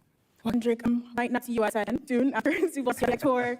I know I love doing interviews. We're so grateful for all this and the most you've given us for 15 years. And in this year, the process that was thank you, really appreciate it. Thank you for hip-hop. Sure. It is and now, I think before we go off, what should people expect to see and understand our forms? Storytelling. I think I've always been very open about telling. So all my blog and my street, and I've always had a pattern on, whether it's awards or always 5 people keep up. I've always from that. So I like to on that, make people also see, I think this is one of the forms you think up. Hey, Taylor, he got you free. How do you prepare for such a big performance? Do you have a way to stay active? Yeah, I sweat some strength. If I'll go from a physical level, maybe it's 2 or mile warm, maybe push-ups, just to get the body moving. Sometimes you be in that stage. I like they. What am I looking for? Very disciplined. You can catch a disciplined person. Sure, he has some time, especially in a Mr. album, but he does seem like that person who's disciplined, who probably takes solo room. Like, we have videos of him. He does look like he carries himself in a disciplined way. So I actually agree with that. And that probably helped with his mentality, right? You need some soil when you need a little bit get when they get so I'm excited about the stretching all that and on the we playing Ice Brothers. That's the kind of not my come outside just get up. So that's my prep right before I go. Thank you so much. And now Al Hicks. What's up, Captain? I'm out with Big League Wall. What mentorship during the course of your career? Anything, for even in you, what you say? Mentorship has been everything. To be around Vish had experienced everything that the person do. It's difficult when you're younger to be but as you progressing, like he was right. You get to understand life a little better, and I'm so many people in here for you, right? Great thing I would say, mentors. A couple mentors gave us affirmation to always give us to believe who I am, even what's right. You can accomplish so many small things or big things, and you still can fall in a slump without yourself. And even though these mentors haven't seen So I gotta be honest. Pretty good. spaces and been in the places I've been in, it was always time to allow me to share exactly who I am or how you see me in ways. I think that goes a long way. The highest places and lowest wisdom. Thank you. Thanks. And we have one from Bill. What's up, man? There you go. That's the artist right there. Truly honored to meet you. And my question I have for you is, what advice could you give kids about being like anyone else? How they authentic while pursuing your path? They said number one thing with room, over love and over fear, authentic. And this is just my homegirl, actually, we was talking about this in the studio. She's in the studio. I was like, damn, how many times I've been on there, felt you see that it inspired them, inspired person, them, and inspired people in their household. So how to stay authentic? What's the question? Or you have to know that only you amazing. You mirror every damn shit. It's crazy. Not crazy from a standpoint of being a celebrity, because it's just. I'm wondering if I shoot another documentary. I'd love to see what the last few months have been like his reaction to certain things that I thought a good job of saying. But things fell out, and I mean by that is a lot of moments, or the music has taken its life of itself. Now you have even American Heart Association, yo, just one out. I'm sitting there like, yo, this big, bro. This is bigger than just what I got going on. You know what I mean? I wanted to see the behind the scenes and him witness and experience that, and how much he was in control. It's wild when you just about it. It's about some wild. It's wild to know that in this existence and in this world as individuals, you have that authentic nature of allowing yourself to say, this is how people gonna see you. Inspire people to have truth, because when everything's authentic, what comes out of that, you love. There's no boundaries. We don't have any courtship on judgment. We don't have any perception of being able to ridicule anyone. Because showing up as your true self, I'm showing up as my true self, and carrying that to take places. His answer to stuff was music. It's ridiculous. Thank you, Dylan. Thank you, Gentlemen, more time for the great Kendrick Lamar. Thanks so much for your work and your dedication all the time music. Okay. So apparently Kendrick he's doing an interview. This is an interview. Look at this. Full view. I think it's it. Let me see. My life is in your hands. It's good, man. Throw that way. You got movies to film. Yeah, exactly. Put your seatbelt on. Your seatbelt on? Yeah, I'm gonna get it on. Hold up. Mine's on, by the way. Don't be fooled. Oh, it is on. Oh, I didn't see. All right. Yeah. So I was like, man, people be saying I look soft. All right. Got you. All right. This shit's not shot like this. Which Kendrick video looks like this? This is a video that looks like this. People be saying I look soft. Got you. All right. BMC Base, thank you for becoming a member, bro. Yeah, in the studio. It's been a while. You might come off with a little bit of writer's block. So we always got this thing about keeping the pen low. Or this exercise, going there, doing 16 bars, going home. Always just keep moving. How I feel if it's been a while for you. Yeah. Take a minute to walk in front of the camera, take a minute to remember the lines, get into the character. How long does that process? I don't think it's me. I think it's the actual audio and the thing. I know it's coming from only one side. Most important part of a bad day is the way you leave it. Conversation, but I have to keep the pen moving. It's not from sanity. And it's also has given me the opportunity to learn myself. Find out who I am. You mean through the styles of expression or the actual lyricism or everything? I mean, because when we write, man, you got to sit and go through the emotions and be vulnerable about it. Whether it's a fun song or sad or, got some type of depth or not. These are still relatively your personality, pushing through. And so a lot of these flexion. I ain't gonna lie, man. This nigga ain't talking about shit, bro. I ain't gonna hold you, bro. This nigga ain't talking about shit.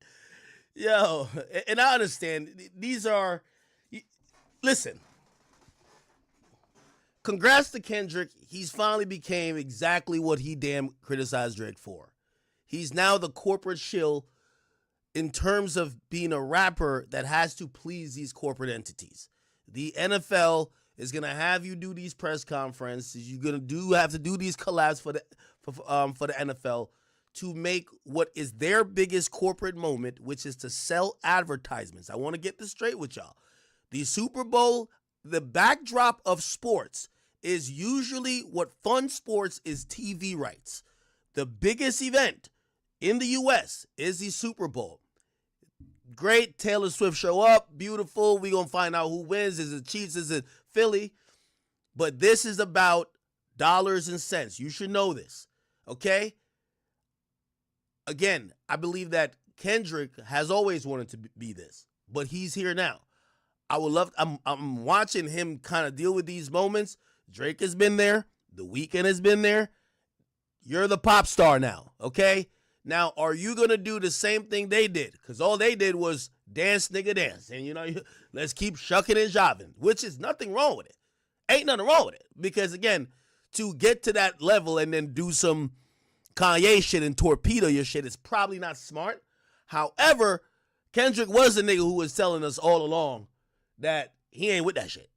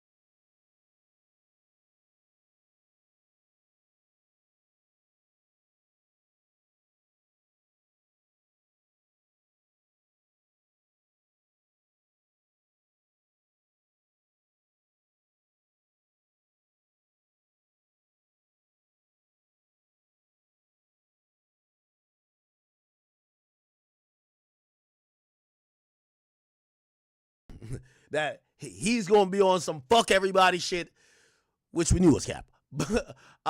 Essentially, he's just doing the same thing that Drake would have been doing, or he's doing the same thing The Weeknd would have been doing. He's doing the same thing Beyonce would be doing. He's doing the same thing everybody would be doing, motherfucker. Like, you know what I mean? Everybody wanted to get to this point in life. You know what I mean? Anyway, I heard is the person who I have been listening to talk all about fuck this and fuck that, and he's standing on 10 toes down. I would believe that Kendrick would say no thank you if they told him what songs he cannot perform. Honestly, right? Because he's an artist that I don't think would allow his art to be tainted by some corporate entity that would tell him what to perform and what not to. Now, will it be censored? Duh, of course.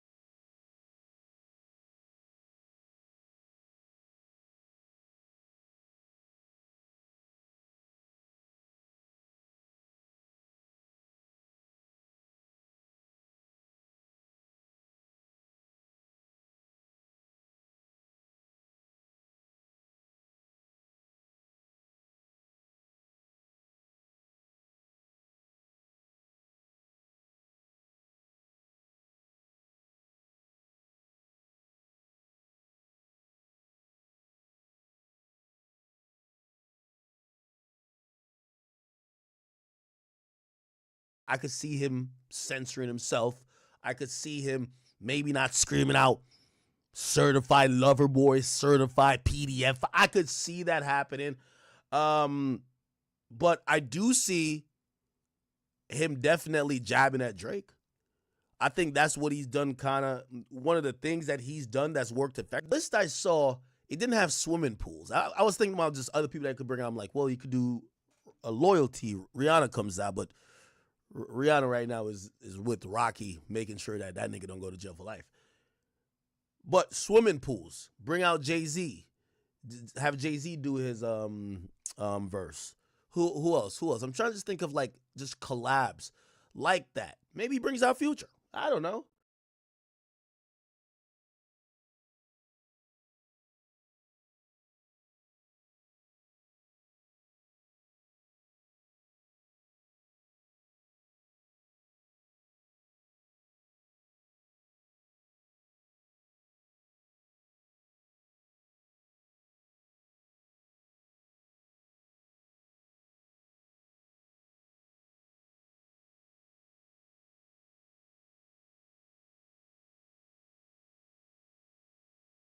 Future, Metro. Well, I don't think Metro doesn't rap.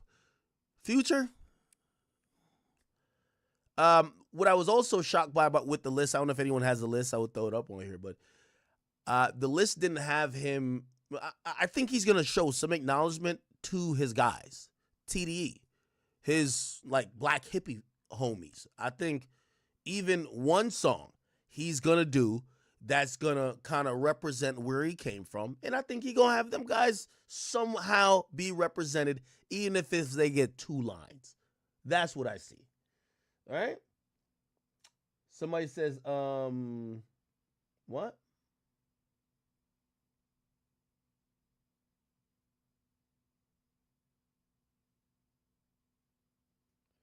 The only song the NFL audience is gonna know is "Humble."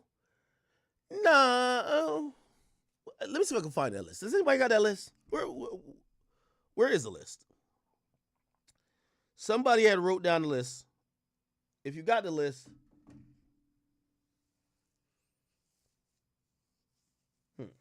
anyway, majority of America does not give a fuck about Dot's music. Like, tell me if I'm wrong here. And this is what I was saying even about the press conference. We're going to have to stop, like, be real with each other and stop decorating, stop putting sprinkles on bullshit, right? We don't need to put a bow tie on bullshit. The reason, again, of course, any Super Bowl performance is a huge deal. Any Super Bowl performance is a huge deal. But it feels like there is a ratcheted up intrigue and interest in the Super Bowl performance of Kendrick Lamar for this year's Super Bowl, because we're wondering, will he basically, in the minds of a lot of people, apply the dagger or fucking kick Drake off the fucking ledge?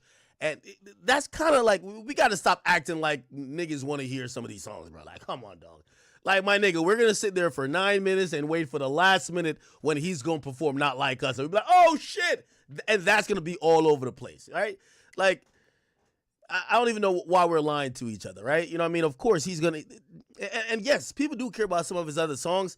But those, I don't think Kendrick's performance would be perceived as interesting as we think it's going to be if there was not this battle and if he didn't have this song. I think it'd be like, oh, okay, all right, this is some we gonna be all right type of shit. Feel me? Somebody says Cap? Okay, well, maybe I just look at it differently. If you're really excited for the performance, other than if he's going to perform Not Like Us, good. For me, I'm trying to see what, like, I'm trying to see the stadium go up.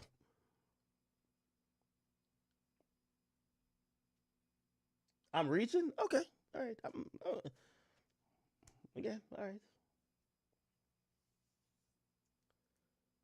Again, I think you guys understand what I'm saying, right? Every Super Bowl performance is a big deal.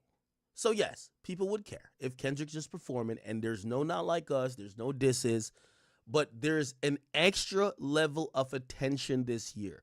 Why is it so hard for, I don't know if it's Kendrick fans, why is it so hard for y'all niggas to admit that the backdrop of this beef and the song Not Like Us happening makes us 10 times more interested in Kendrick? You niggas was not disinterested when he just dropped That big stepper shit, talking about his mom as a man. Y'all ain't like that. Y'all wasn't that interested. Now y'all interested in everything this little nigga does. Keep it a bean. Why? Because you can't wait for him to kick Drake back in a little bit more. Why can't we just tell the truth? Why are we acting like this is some other shit? Y'all have never been this interested in Kendrick. I've never seen y'all nigga do think pieces on what he wore to the Grammys. No, this is a Canadian tuxedo. I've never seen y'all niggas care this much. Bro, let's just be very fucking honest. Like, Kendrick does have his fans. He has a lot of fans. But culturally and mainstream-wise, everything he's doing, because of the backdrop of the beef, and he hasn't talked, he hasn't done anything, he's done the perfect amount of nothingness. We keep, like, if right now he posted a picture, we would all stop, run to the picture to see if there is some connection to him dissing Drake. Let's be honest, man. Like, why are we lying to each other? Like, bruh, y'all never been disinterested in this nigga before. So, if I'm calling a spade, hey, he's, again, I'm not saying this is like, I'm not giving Drake no credit here. I'm just saying that's just, bro, culturally, we've never talked about this nigga this much. But everything he does, my nigga, we just watched a fucking interview. We watched a 25-minute snooze fest interview by Kendrick giving PC answers, who was talking in a monotone, white in front of white people voice, just to see if he was gonna say one thing about the diss song that we could grab, put some legs on, and it'll be the talk of the town. Matter of fact, the only thing clipped, chat, not only on my page, because you don't say my page is a hater page, only part of the interview clipped was when he was talking about the battle. Not one person clipped, oh, this is him talking about how great GNX is. Fuck no. We want to hear him diss Drake. We want to hear him talk about the battle. That's it. Why are we lying about that shit?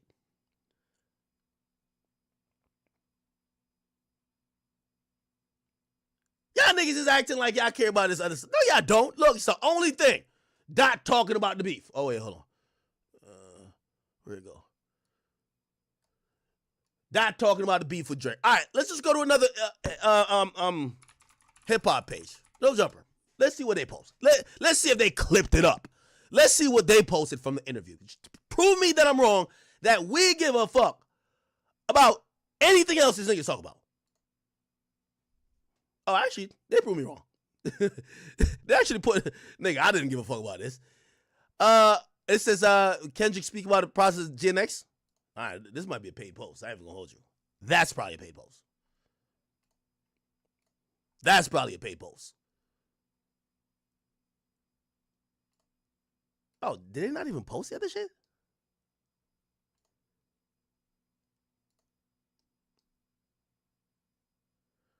All right, let's go to Say Cheese. Let's go to Say Cheese. Let's go to Say Cheese. Chat, did y'all really care about any other part? Bro, I'm telling you, every time I see Kendrick, I want him to say fuck Drake. And Drake's my man. But like, that's the intrigue of me watching Kendrick these days. I'm like, all right, how we dissing Drake now? Wait, bro, I'm telling you. Yo, I'm going to give you another example. Right? Let's go to his Instagram. The fuck? Oh, let's go to his Instagram. Kendrick Lamar. Now, granted, yes, announcing the Super Bowl is big. Yes. But what did we all take, like other than the mere fact that, yes, he was going to perform at the Super Bowl, we all took, yo, he's still dissing Drake. He's still on Drake's head top. Yo, he said there's no second chances. There's no round two. That's what really gets the legs. Pause. We drag that shit.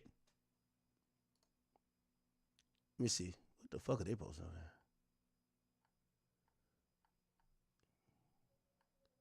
These niggas posted Asian doll. They even posted shit? Nah, they must have posted it. Must have posted this shit.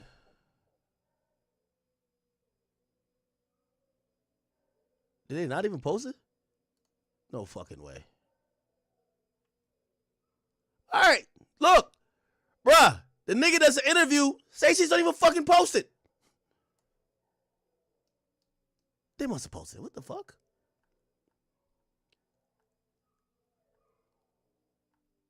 Wait, did they?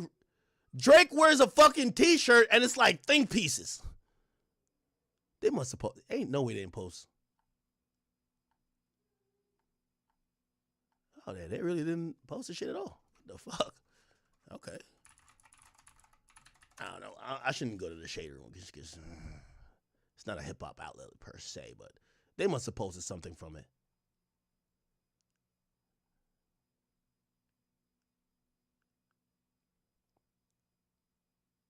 Okay, they did. Award-winning anthem out of a battle rap song, and yeah, bro, like we gonna call spade a spade. When I see Kendrick, these are the obvious questions. Nigga, how you feel about a nigga Drake? You gonna perform Not Like Us at the Super Bowl? Nigga, we don't want to talk about nothing else. The fuck? Little it. So I love to see that it gets that type of. Yeah, we want to talk about the battle, the beef. The fuck? Like who the fuck is giving a fuck about this other shit that y'all niggas be talking about? Nobody. Let me see. Give me another outlet I could look at. Bro, y'all get my point, man. Y'all get my point, bro. Like, and by the way, I'm not mad at Kendrick. If I'm Kendrick, I for sure am going to, every time you see me, I'm going to do some shit because I think it gives it more mainstream visibility. Like, if a nigga, if Drake did a 20-minute interview, Drake did an interview with that little pasty white girl in a bed.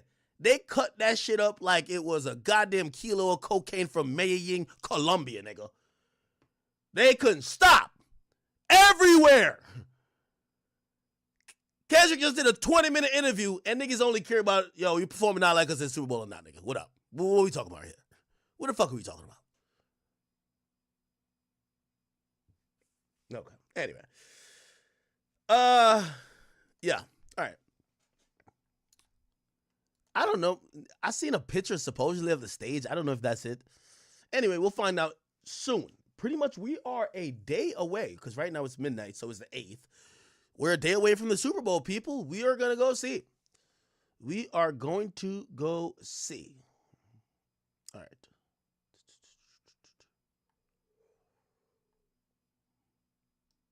All right.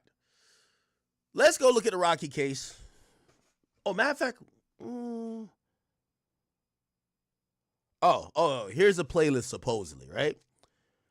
They said Bodies, like some of these songs I don't even know. Maybe I'm really not a Kendrick fan like that. Bodies, which is GNX snippet. Squabble Up, okay. Humble, DNA, Euphoria. That lost me. Like, I don't think you should perform Euphoria at the Super Bowl, but it might be like a little intro of it. I think there's an audio. I forgot. I didn't even listen to that well. It says, fuck the big three from Like That Place. Okay. Man at the Garden and Peekaboo.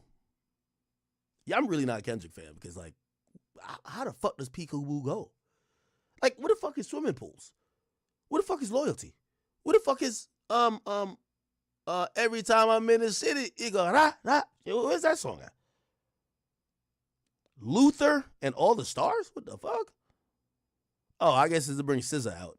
They're Not Like Us. And then TV Off. Okay. I don't know. Maybe y'all Kendrick fans got to put me on game. I mean, we only really care if he perform Not Like Us, which he is. But I thought, he do got some hits still. Like Kendrick do got some hits. I thought he would use a little bit more of Good Kid, Mad City and Damn. But whatever. I'm a hater? Yo, man, bro. Like, bruv. Yo, Y'all want to go to the Super Bowl to watch him perform GNX? Man, stop it, man. Y'all niggas need to stop lying, man. Y'all ain't trying to listen to that shit. Y'all want to hear mustard? Let's keep it a bean. And then you want to hear, that's TV off. Then you want to hear squabble up. You can do a little squabble up. You can do a little thing to that. Nigga, after that, cut that shit off. If Pyru and Crips all get along, Wally, that's what we want to hear. That's what we want to hear. Then we want to hear, bitch, be humble. Sit down. Then we want to hear,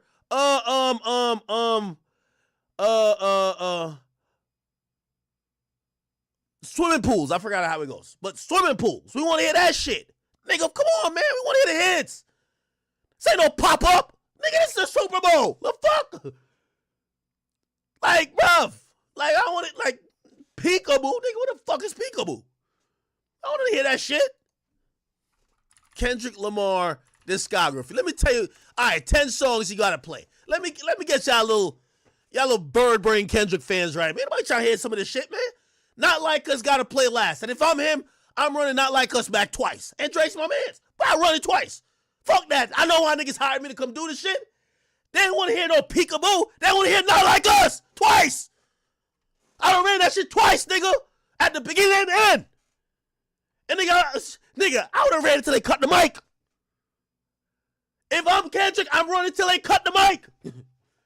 I'm telling you. Nigga, I know the assignment. Yo, the assignment is for... Yo, somebody got to tell Kendrick this too. All of y'all delusional niggas, don't make your moment about Drake. This is your moment. Nigga, it was about Drake from the get-go. This your moment to violate that nigga on the biggest stage. Yo, stop all this. No, this moment is about you. Don't give it to Aubrey.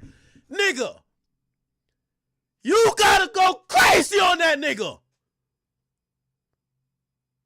What the fuck? We gotta be honest. Yo, Chad, why y'all be, yo, let me tell you this. Kendrick fans are some of the most woke motherfuckers ever, man. It's so crazy. It's like, they're like, no. It's bigger than that. You gotta be the bigger man. This is your moment. Duckworth, don't give it to the Canadian. Yai, nigga.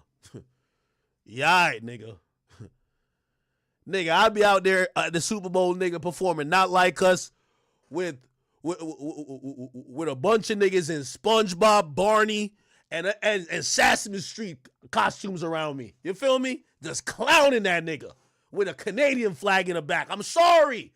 All is fair in love and war. I'm running it back twice. Nigga, I might even tell him, cut the beat. I'm giving you acapella.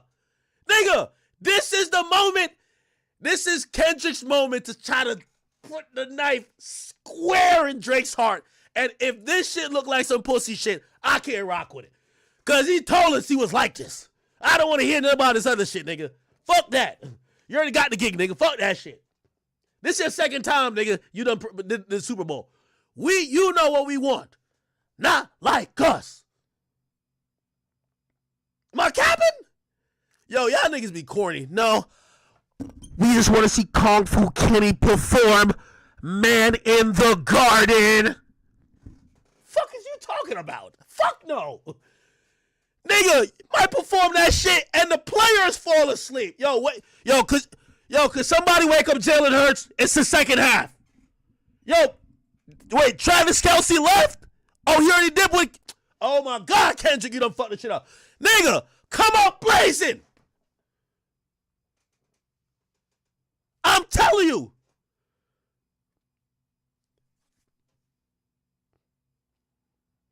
Somebody says, Act, you only want it because you like drama.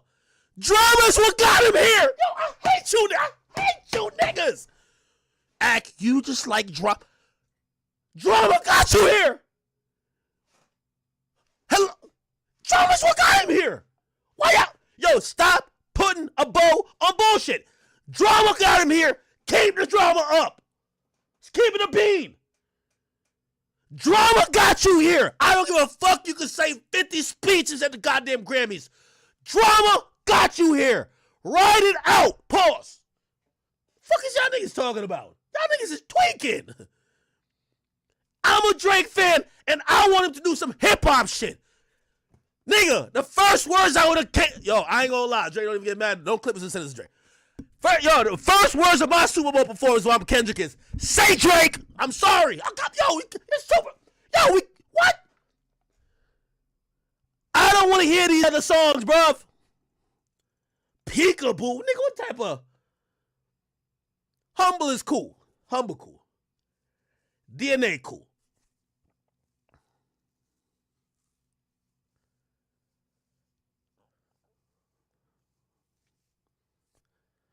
I ain't even gonna lie to you. I don't want to hear no Luther and all the stars. Get that shit out of here, man. Get that shit out of here. Bruv. I ain't gonna lie. Maybe I'm a hater. Okay. Anyway.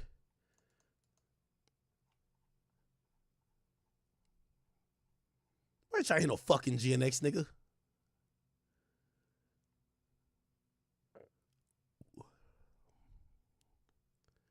Man at the Garden? What the fuck? Whatever. Okay. Somebody said, Ak, you tripping over Kendrick? The damage is done. Yo, I'm just hip-hop with it. Yo, Tupac would have spit on Biggie's casket if he had the chance, nigga. I'm talking about figuratively. Like, figuratively. You ain't see how 50 getting down with motherfucking Irv Gotti? Yo, this is what type of beef it is.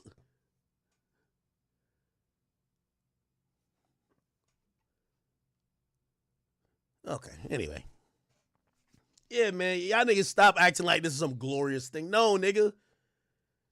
Nigga made it to the Super Bowl by calling this nigga in line and say he a pedophile. Nigga, you better get up on that stage and say the same shit and violate even more if you're going to keep it hip-hop. If you're keeping it hip-hop. If you're keeping it hip-hop. And I want niggas to keep it hip-hop. Keep it hip-hop. And here's the thing. Drake got to take his licks. Pause. He got to take his licks. Because I'm telling you, everything come back around. Drake gonna have his moment where he's giving out his licks. Pause. And y'all gonna have to take y'all's. And I hope when Drake is doing it, none of y'all say Drake is dragging it. None of y'all say Drake. No. This is what I tell people. Whenever you come at the king, you best not miss. Make sure you kill him completely. Because when he finishes spin back, it's gonna be over. All right, anyway.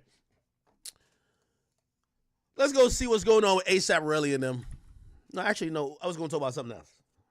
Didn't I tell y'all this? I'll send out a tweet right now while we on stream. I gotta tweet this out.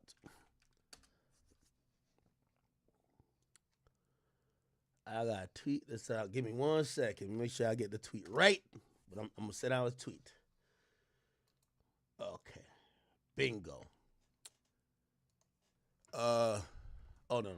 Actually, nah, that's not my real account. I gotta do it off my phone. And by the way, this is exactly how I tweet, you know? Wait. And then we're gonna talk about the tweet.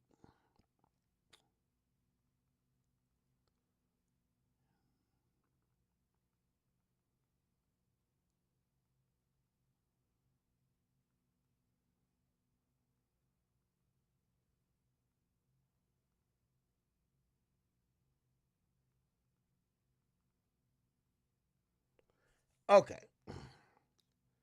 Here we go. Tweet up. Let me refresh. Is it up yet? Yup. The Weeknd, Hurry Up Tomorrow, sells 450K copies first week.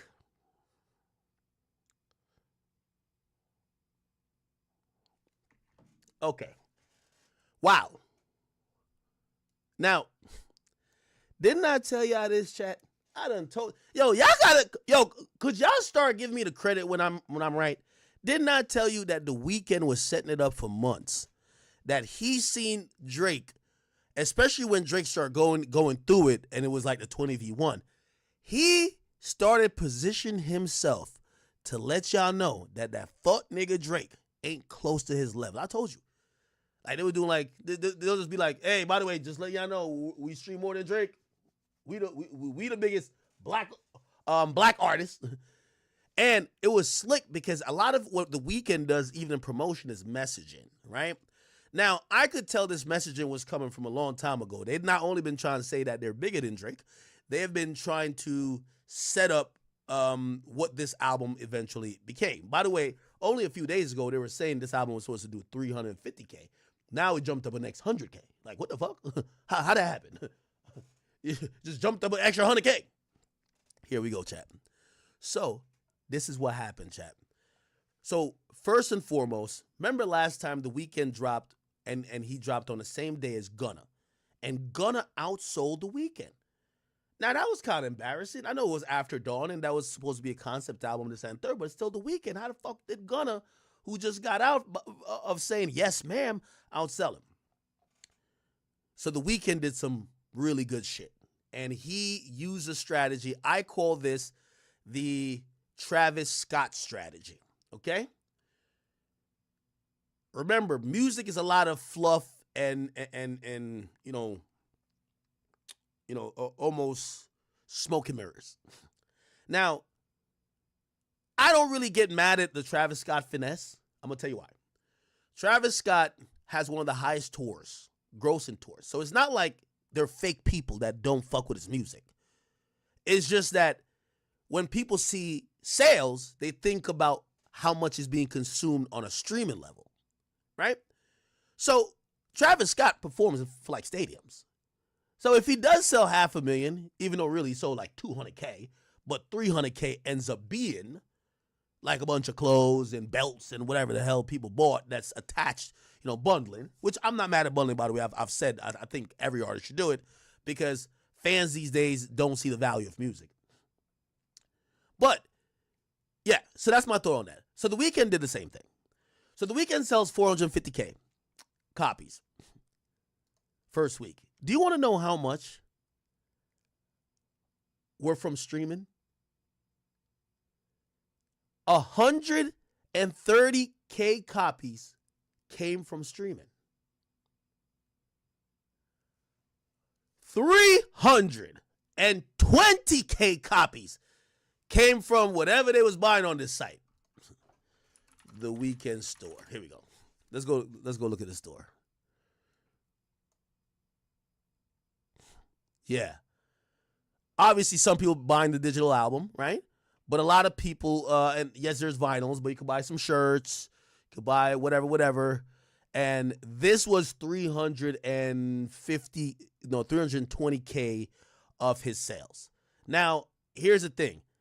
It's important that people like Travis Scott and The Weeknd do this because it does look away when their numbers is like Gunna numbers. Like, these niggas are doing, like, The Weeknd does pretty much damn near stadiums, too. You get what I'm saying? So, again, he does the finesse. The finesse clearly works. 320K albums get purchased, right? And, yes, some are digital, but bunch of clothes and whatever. And, yes, just for stream. So, it's only from sales via stream. He would have done 130. But 130 plus 20, you get 450. So we number one is 450. Okay? By the way, again, I've said I'm not using the stop The Weeknd because I actually am on the side of tour counting that sales. Because if, like, imagine The Weeknd 150. Let's just do 150. If he 150 and then it's out 15,000 venues, 40 in a row, like, come on, we should count it. No problem with bundling as long as it highlights the actual product. Now, if you do home posits, exclusive home posits, and then they keep a fucking string or like beat off your music, they know what fucking or if it's exclusive, be lower, yo, this is bullet or whatever the fuck. Like, that's cheap. Like, they're not bundle because it's exclusive. But here, like, I think this is clear merch. Clear merch. Yo, a lot of vinyl. By the way, I told about how hip-hop music works. They the reason vinyls on the vinyls. It takes up. The production time that's needed with the product or with the product. It's actually, I believe, like a month to get them out. And we have bullet, you have to be every you have to already have the product made and ready to ship in the week that is going to count for sales. Here's the thing, turning out a month more for these already artists, especially for potential artists, only out the pre-order, but technically sales, their sales Because they start March 1st. So GNX Vinyls, they show it. They start the weekend starts. Yeah. Him, yeah. Okay, yeah. GNX Vinyls, you know. Yeah, and get these. They show on, and the reason why they Kendrick is remember, they only added T-shirts when they ship. Remember why they say before the they got week the Super Bowl when his show everyone just watch Kendrick do Super Bowl. We Kendrick do 150. He's shipping all those. So those numbers are going to put together with the Super Bowl numbers. You get what I'm saying? So you should go back to number one. You should have them, I think, like 150 do another 200. Now, if some people believe there'll be a deluxe, don't, or some people think there would be more songs or maybe altered, maybe they're not. This is setting up Kendrick. Next week, his numbers is going to be so, yeah. Anyway, so this is why hip hop don't do it. If Kendrick turns out a month before, it would get like this is what it is. It's just niggas love hip hop. You know what I mean? Like a pop just let that nigga cook. Like this album will get leaked. Well, first of all, the Swifties ain't gonna leak it, but it'll get leaked and people still love it. Like, oh, I want to listen to it because I don't really want the best pink version. She's gonna drop with the vinyl. Like they love it like that. Like hip hop nigga, we bought before. What you got going on here? You know what I mean? Turns album is something I gotta press the shit, man. It's one with a shit on it, passing out in the hood, and you're like, oh man, that should leak like a fucker. You know? So that's why the hip hop artists be dropping. While as pop artists, you could say that. Okay, but the weekend, I'm still 300,000 people to buy it. I don't have fronts because they're not related. But if it goes off stream, yeah, streaming numbers. I think we Bad Bunny week. Like I think I think Bad Bunny's like top song. Most of his but okay, man, to get full. I tell y'all that the reason why they want this big number is number one, they want you on drip. So they're gonna be like, say I do 5. What I do? So that's number one. But number two, what's about what's so yeah, what's that looks like? What the fuck? Anyway, hats to you guys. Always do a good job of marketing, right? All good. Are we going to go to the Assembly and Rocky trial now or what? Let me see.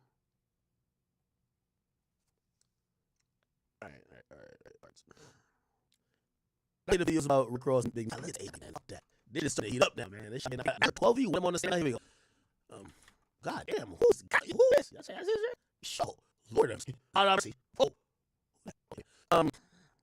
Let's go there. Here we go. Bingo. Let's go to the long nice. Here we go.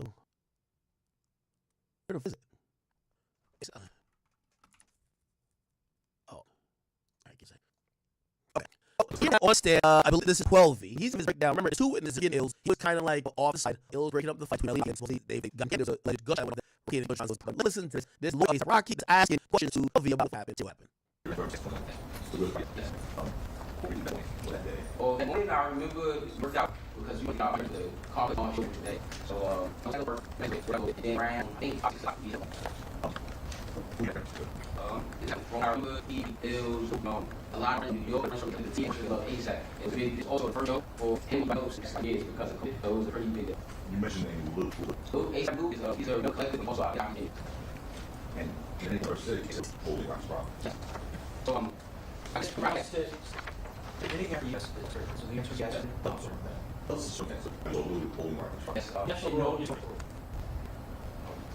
So, who he also works, as a manager. He works at the. He has most and I should that day. Yes, it's had to get from Rocky. Just on the station. What did you strike again? What did you say? So I seen Luke with the same party. Yes. That I seen too. Yes. Now, let me speed it up a bit. What is your What's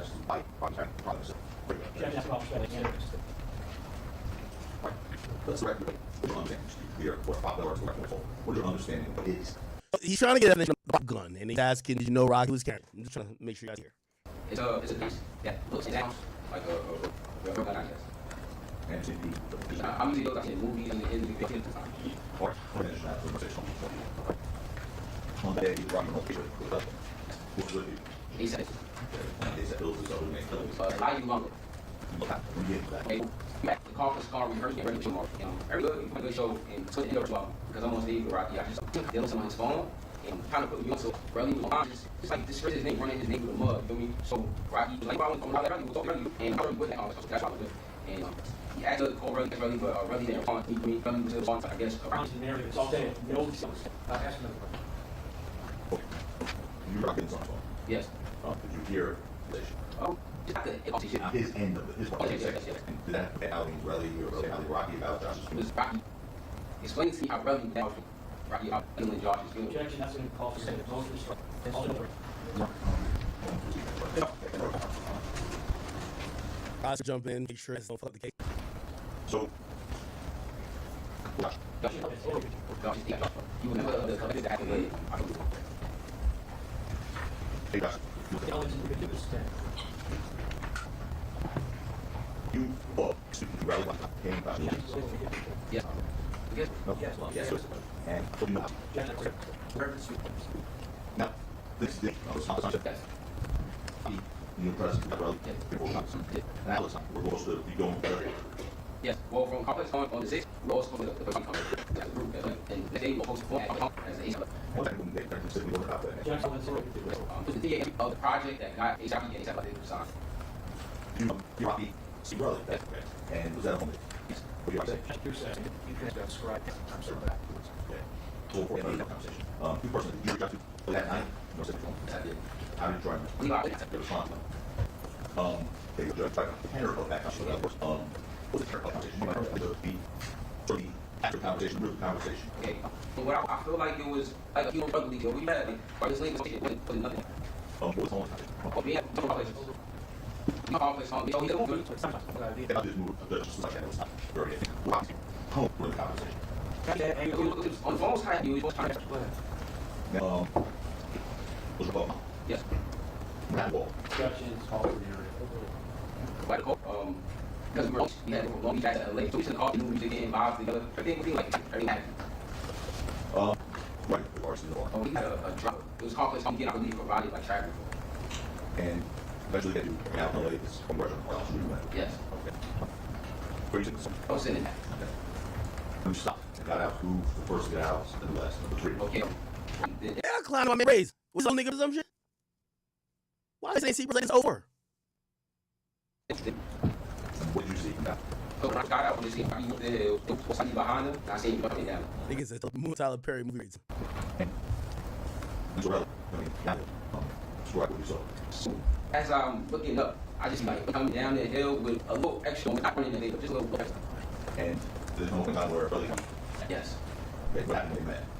But as soon as from scene, it was like I'm just background. It's just as soon as he seen me. And he's great. Here's the assignment. Yo, we gotta make it seem like this really was delivered. What did he grab? He's gonna grab him, a big one, you know. So I grabbed him, so I just grab him too, but rip the floor into me. I was trying to fit him up by his I don't think wait, who said that? I did that. Probably that running out of the What's it? Nah, that info was from Ball Braids. So what about this is probably that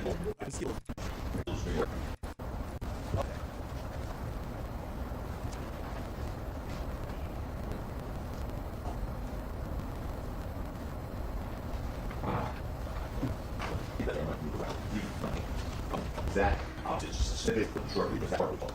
And we've been going backwards towards on the side road is I heard about the issue. Yeah, so that wait, let me go to like. He asked me a question as to why. He answered everything. And then you see when they're going. I see. And what was your reaction? Oh, I was like, because I'm saying people who supposed to have a conversation, you know, I didn't expect it. But I try to find it with it. You see on that video again? One point, you said that. Yes. It's me. So you see that? Yeah. Go back to the police children. Which hand was on top with? His left hand. His right, left or right? Right. What did you do that? I just was in the middle of the shop, and I was trying to knock it. I mean, he's going crazy right now. Yeah, actually, What's the right? Because when I see that, it was happening, it was a conversation, and he was a big person. I didn't think it was Okay. Who read this? Right. Is that why? Okay, that main thing we get from the question. I don't know if that makes a difference. I'm just trying to claim self-defense. But my help overall, you know, understand the case if you think some guy puts his hands on Rocky can never put to get that guy to fall for him, and for the guy to stop assaulting. Rocky, yes. You haven't seen Rocky going down, Jake. Stop it. You actually all going that right now. Is Rocky's a gun? One thing, fight for his stomach, or his chest. You said it happened. Yes. When I was so ready. W wins. W wins. Yes. So, yeah. You heard it. Yes. Who's that? Cancer, he will over. He definitely like some ludicrous braids. By the way, did you all do? Oh, we gotta turn the corner.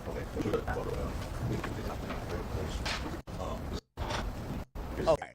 So let me show you the interesting part with testimony that people are talking about. It's where Rocky said the very interesting trial. Rocky, the defendant, who obviously, you know, if you're going to be tested, they shook up. He jumps in while the prosecutor asking this guy questions, and the reason why he jumped in is because the prosecutor is trying to ask what the AUG stand for. And before the guy could say something, Rocky said, "Fuck into that." He doesn't say it, but he jumps in. Here we go. I'm trying to see if I can find the best video I could show us. Here we go. I see him. I said I see him with a ring in his house. Okay.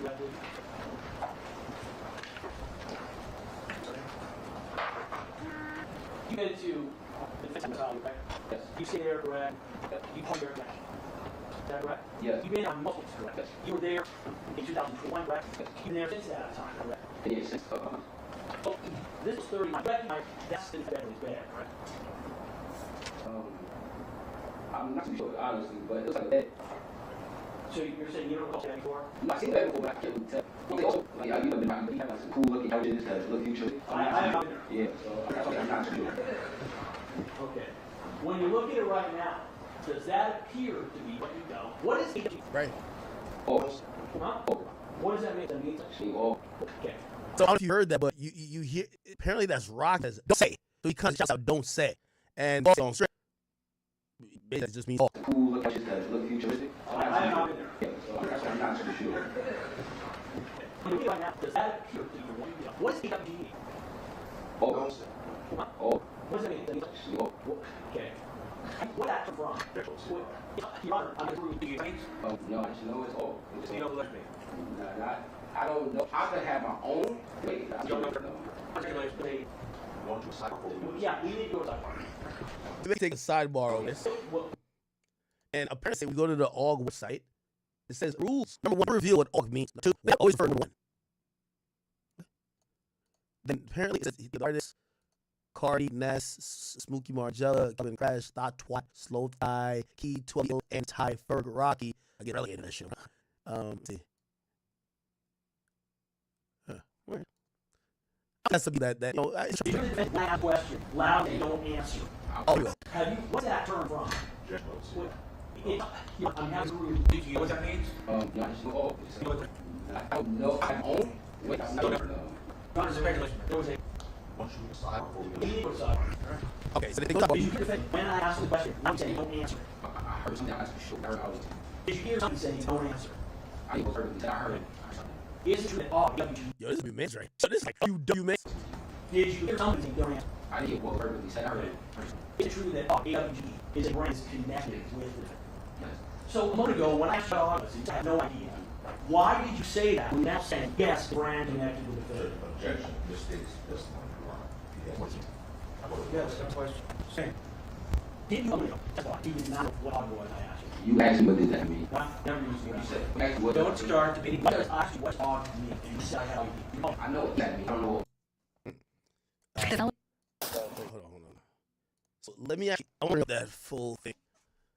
I understand why you're not saying what AUG is. Okay, this is, you're fucking it. Obviously some secretive, what does it mean? No? Keep on saying that. I'm trying to figure out where is it.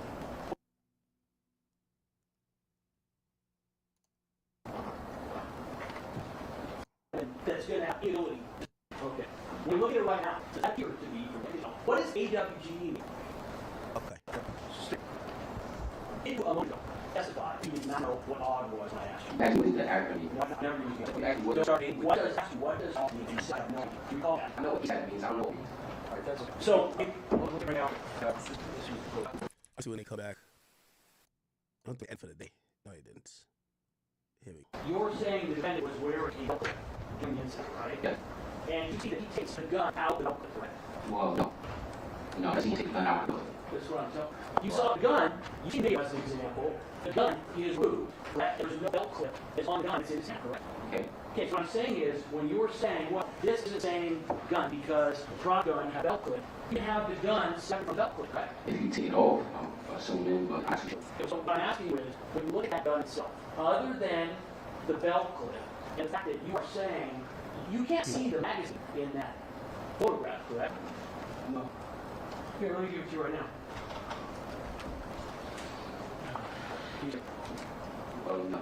So you agree that because of this photograph, you cannot see the bottom of the firearm where the magazine would be, right? Because of the photograph. Yeah, right. You can't see it, right? No. Then you also can't see the other one on the side, so I'm not. So here's what I'm asking. Because you can't see the entire, well, you can't see the magazine, you don't know if there's a belt there. Other than that, this gun looks similar to the gun that you've seen the defendant with, right? I'm not sure. I can't say that. So what I'm asking though is this gun appears to be a semi-automatic, right? Not a revolver. But it's not a revolver. Okay. And the prop gun that you saw was semi-automatic. Yes. What color was the prop gun that you saw the defendant? It was black. And was it black all the times you've seen it? Yes.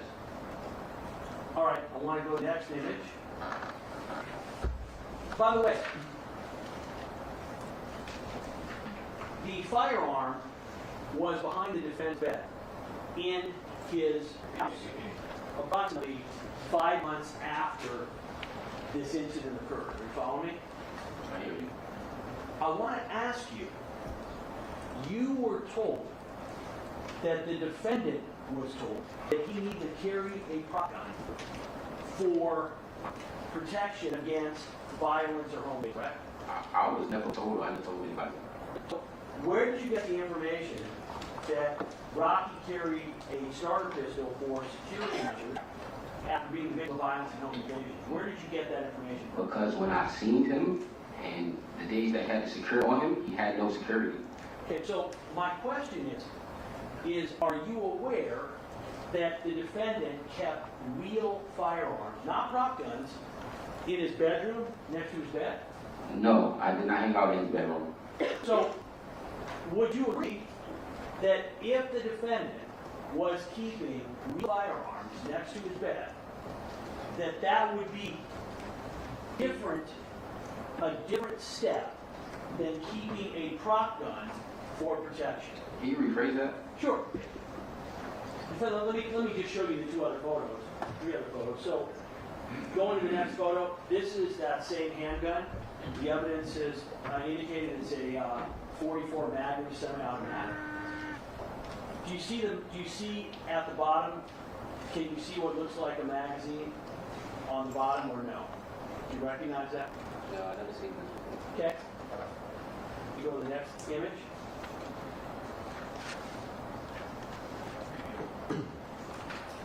This again next to the bed, and you will see a gun case. We're going to go to the next photo. Inside the gun case, by the defendant's bed, is a rifle. Have you seen this before? No. Have you seen that before? No. Did you ever know the defendant to have a rifle in his bedroom? No. Let's go to the next image, please.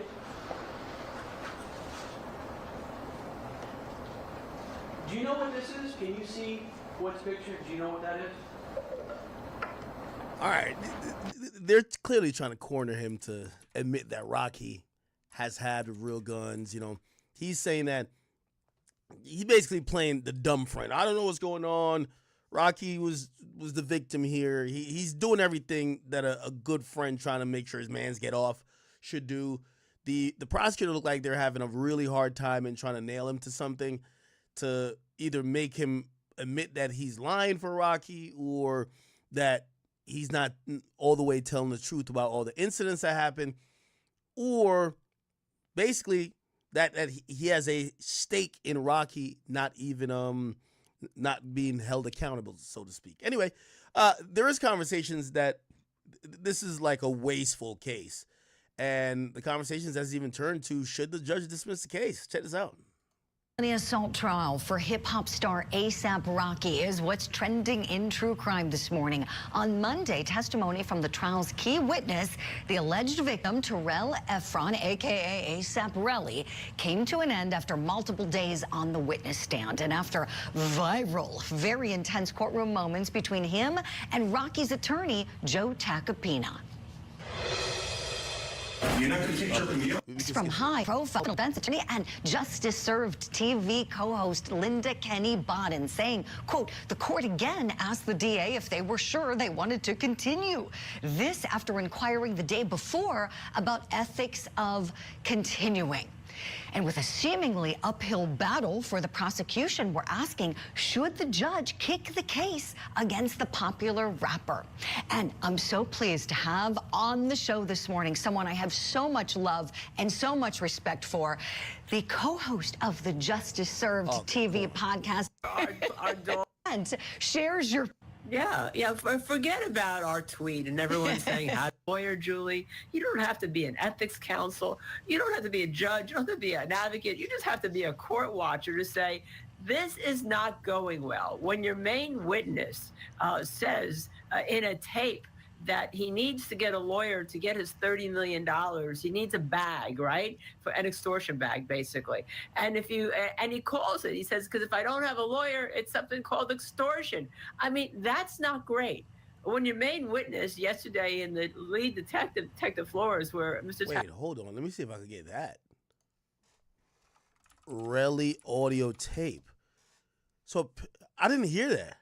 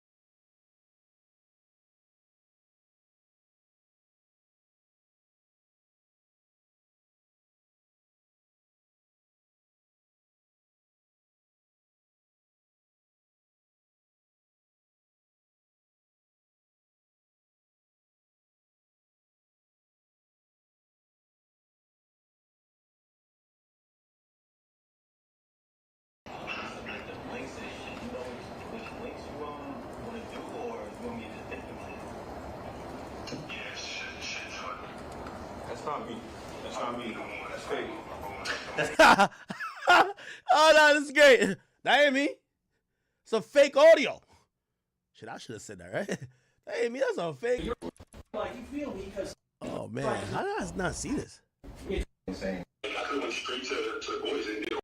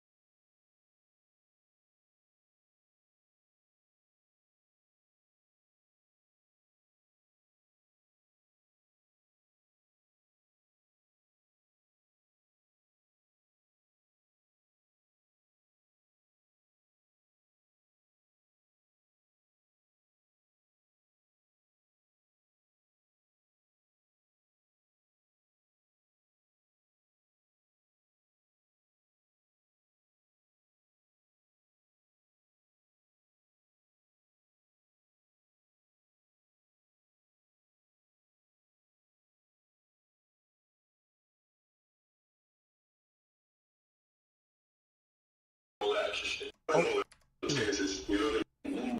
That means all before me, so like, I honestly think it just looks like that with both y'all niggas' names. You feel me? Like, it don't even matter. Like, real shit don't even matter. Damn, he recorded that man.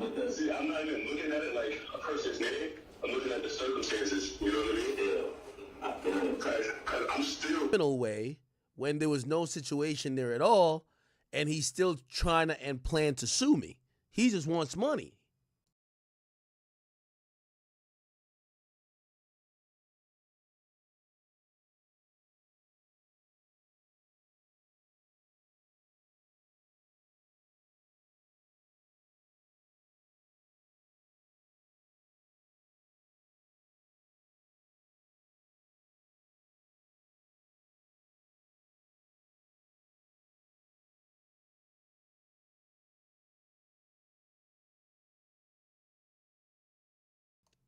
Nah, really, bro. I just think that his fame and his legacy, like, and like how my lawyers What was just played, where Yo, when a nigga on the stand with his legs crossed, when a nigga this comfortable on the stand with his legs crossed, looking through it, licking his finger, flipping the pages, looking this intently, yeah, that's the nigga who recorded A$AP Relly. Relly thought he was the only rat. No, nigga. Hell nah, nigga.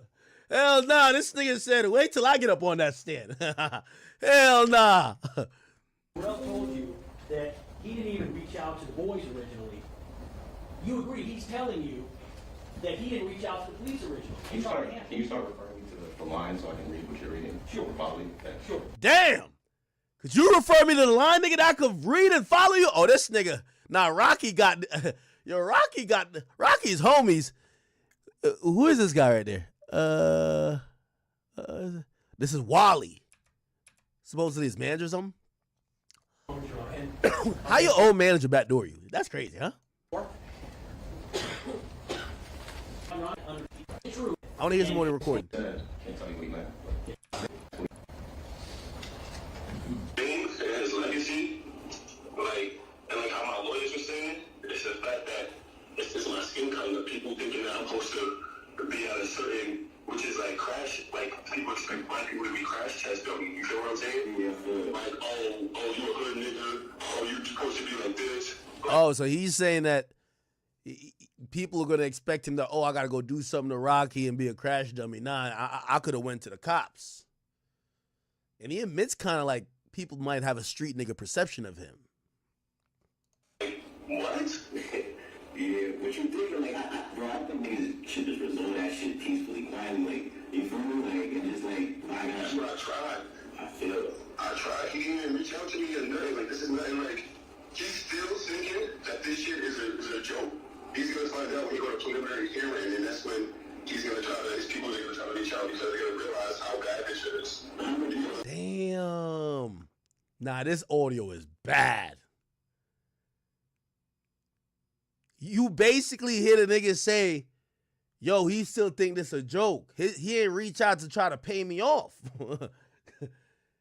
Damn. You know, this whole time, I thought about that too. I'm like, if they were friends, why Rocky don't just get this nigga some money? And I guess he was thinking the same thing. Yo, Rocky, you know you about to go to jail. Where the check at? Damn. This is bad, chat. Yo, getting recorded by your mans is crazy. I'm looking for it as well soon, but what stands in the bracket to what it is. I thinking, you know what I'm saying? But that comes with a lot. It comes with a lot of different reasons. It's 4 different lawsuits. I feel what you thinking. How you thinking that shit look though? Like, you feel me? Like, like just like, you know, from the perspective of just like outside looking in. You feel me? Like, I feel good because I know who it is. I don't ever look out for nobody. He really not who people think they like. When the smoke cleared, he's not that person. You get what I'm saying? So if he would have did, you don't understand. I knew Rocky before anybody. He knew my brother died. He knew I was fucked up. He knew Tommy was fucked up. He know a lot of people. He know everybody's situation. This man is Mr. 6 months. You get what I'm saying? He come around. He tell you, yeah, he gonna fix shit, and you don't even have to put money to fix shit. see Rocky for another 6 months. He got new bodyguards. He in new set situations. You get what I'm saying? Yeah. Like, he robbed people to sleep so much to how can you even feel sympathy? You get what I'm saying? Because when do I get my sympathy? You get what I'm saying? Yeah, that's what I'm saying. Why you don't just see like a couple heads and chill? You feel me? Like, it's not to me. That's not the way how it goes. When you're doing most of I try to do it that way. You see what he said when I sent you that was recorded. Yeah, I feel the how about now? You feel me? How about now? You feel me? Damn, this nigga recorded a whole call. It's too late. Like, it's too late. My lawsuit is filled in already with the, like, the niggas, like, when I went to the lawyers filed, the police, the evidence, but you can't sue somebody with circumstances like that without criminal actions because it's such a heinous crime. So it's not delay. Damn. Throw this shit out, man. This nigga on the phone. Yo, this nigga backdoored himself into not getting the bag. He called his other mans who was backdooring him by recording his ass while he's trying to get the plot. He's like, yo, Rocky about to go to preliminary hearing. He think it's a joke. I don't know why he don't hit me off with the, yo, I'm finna sue him really, but like, yo, I gotta go through this criminal shit because that's how you gotta do it. There's some heinous shit. Nah, this is crazy. We're trying to lose some type of shit and then, or just settle type of shit, you feel me? No, he would settle, and then that means that I would go to court or wouldn't do anything. If he had to go against the state, it would be way less. Yeah. He said he would settle. He would just give me some bread. Oh, man. Yeah, man. It's like that's attempted murder. It's not like me and you chilling together. We had an argument. Oh, man. He over here sound like a lawyer. This is attempted murder. And the fight broke out and the gun came out. He purposely knew what he was doing. When you purposely know what you're doing. Yo, black niggas always be thinking they know the law at the worst time. This be the dumbest nigga too. He purposely know what he was doing. This is attempted murder. Shut up, nigga. You're getting backdoored by the nigga you're calling. That's a whole different ballgame. You get what I'm saying? And I still feel sympathetic for this man because I know what he's about to endure. But he told me fuck off, go to the police. He told me this type of shit. If I was to put that out, when I sent you, I was to put that out to the world, bro. They would laugh at him. I'm not the toughest nigga in the world. I don't know what too many gangster niggas that's gonna come at Rocky. He's a millionaire, bro. That shit can come from anywhere. He decided to fire on me. That was the worst thing ever. He should have had somebody who did that because when you do that means not only are you jeopardizing your career, you're jeopardizing yourself and everybody you around. So you gotta take that blood out. Because that's the only way I would think. Yeah, man. Like, who gets cool after somebody fired on you 5 times, bro? Nobody. Yeah, niggas like settle, you feel me? Like, then that should come out. None of that could come out then because I can put that, and that's what I'm signing the NDA for, and that's what my lawsuit takes away. You get what I'm saying? So why don't niggas do that? Like, you gonna be trying to he's waiting to preliminary hearing because he don't know. Rocky don't even know the shit I sent you like that. I mean, I'm probably something that shit and say out, you know, like. Okay, so basically he's saying Rocky don't think he's gonna go nowhere. Remember, so there's 2 ways to indict someone. So Rocky wasn't indicted yet. You could do a preliminary hearing or you do a grand jury. They did a preliminary hearing. So what happens in a preliminary hearing, which was open to court, the future defendant or possible defendant is actually there, and the state gets to play the audio or to present the audio in front of a judge, and your lawyer gets to speak as well.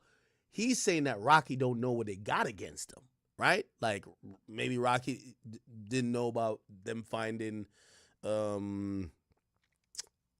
bullets, bullet casings because he turned them in a couple days later. He definitely knew about a search warrant, but he was just saying, yo, if Rocky was smart, he would just avoid all of this because he gonna get charged. Which, by the way, Rocky didn't get charged, but now this comes out. So I don't even want to know message with Lay like that because he had over to reach out to me, bro. I'm not the hardest person to reach. You get what I'm saying? He chose to do that. Like, when you see what I just sent you the other day, how we had to also me getting up John to kind of figure out what we're going to do here before I either get a waiver or anything.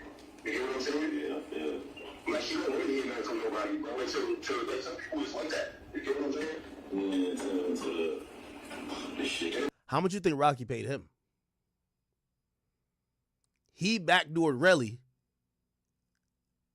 to prove that Relly was trying to backdoor Rocky. How much you think Rocky paid him? This thing is sitting mad comfortable on the stand. And I want to jeopardize what you have going on. And Yo, that nigga rocking in the chair. Niggas chilling. Me, like, don't even put yourself involved in this shit, bro. Plus, I feel, man, my people start looking at you funny, and I don't need you feeling like, you know what I'm saying? Yeah, it just trickled down to everywhere, you feel me? Like, you feel me?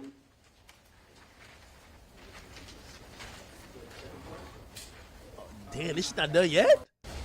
Hold on, it's a little bit more.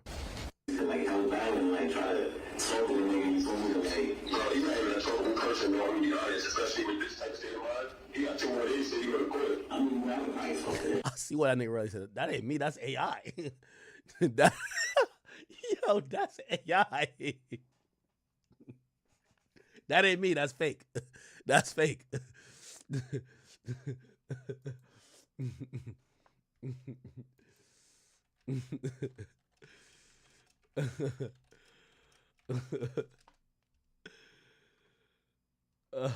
You know what this remind me of?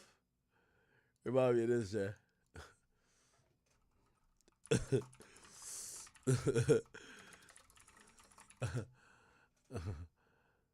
Look, hopefully. This is fake. That's fake. It's a fake? Yeah, that's Photoshop. That's fake. On my mama, that's fake. On my heart, on my life, my little brother grave, I could die right now. That's fake. This is fake. That's fake. It's a fake? Yeah, that's Photoshop. That's fake. On my mama, that's fake. On my heart, on my life, my little brother grave, I could die right now. That's fake. That's fake. It's a fake? Yeah, that's Photoshop. That's fake. On my mama, that's fake. On my heart, on my life, my little brother grave, I could die right now. That's fake. This is fake. That's fake. It's a fake? Yeah, that's Photoshop. That's fake. On my mama, that's fake. On my heart, on my life, my little brother grave, I could die right now. That's fake. That nigga put it on like 30 different things, bro. This is fake. This is fake. This is fake. Yo, this is crazy.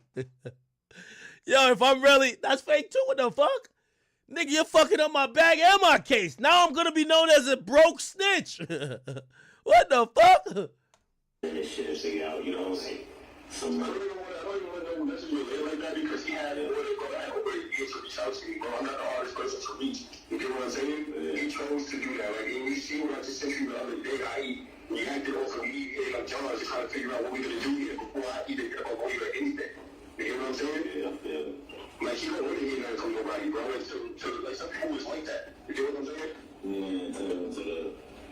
Yeah, shit. And I don't want to jeopardize what you have going on, anything that you spoke to me. Like, don't even put yourself involved in this shit, bro. Plus, I feel, man. A lot of people start looking at you funny, and I don't need you feeling like, you know what I'm saying? Yeah. It just trickled down to everyone, you feel me? Like, you feel me? Everybody who worked for him. You feel me? So everybody who worked for him, but he did that because he's stinky, bro. I can't not do what I'm doing and think about everybody else. You know what I'm saying? Because I gotta worry about myself and worry about what the fuck happened to me. He wasn't thinking about nobody. Everybody's thinking like that, but then when it comes out, niggas gonna really start hating him because, bro, why would you do that? Why would you put yourself out there to do something like that where it's unforgivable, bro? You know what I'm saying? Yeah. Like, say something like, there was a fight, you punch me, I can sue you, you don't go to jail, bro, you fired on me. Yeah, niggas not trying to go to jail, that's what I'm saying. Like, niggas gonna find some resolution. But they thinking about how much you gonna get and shit, you don't even know. I already know. I'm getting 30 M's. Yeah. That's crazy. Wrap this one up, gang.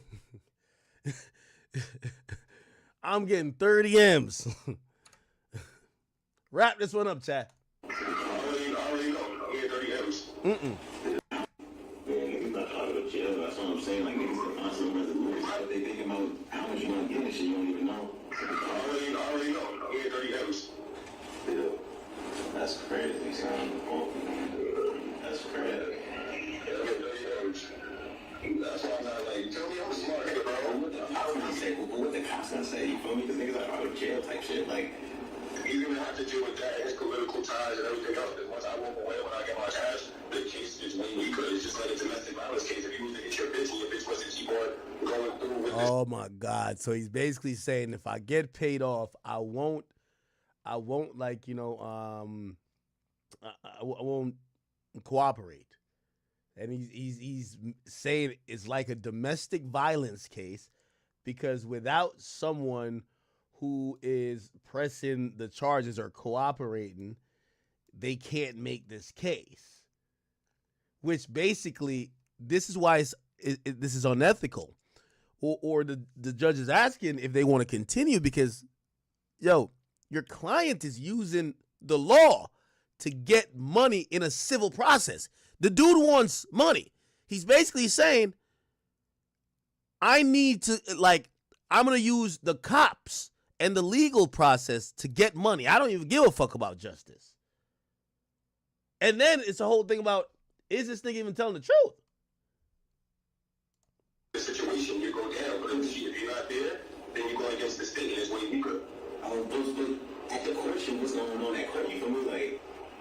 Like the that was against the state type of shit.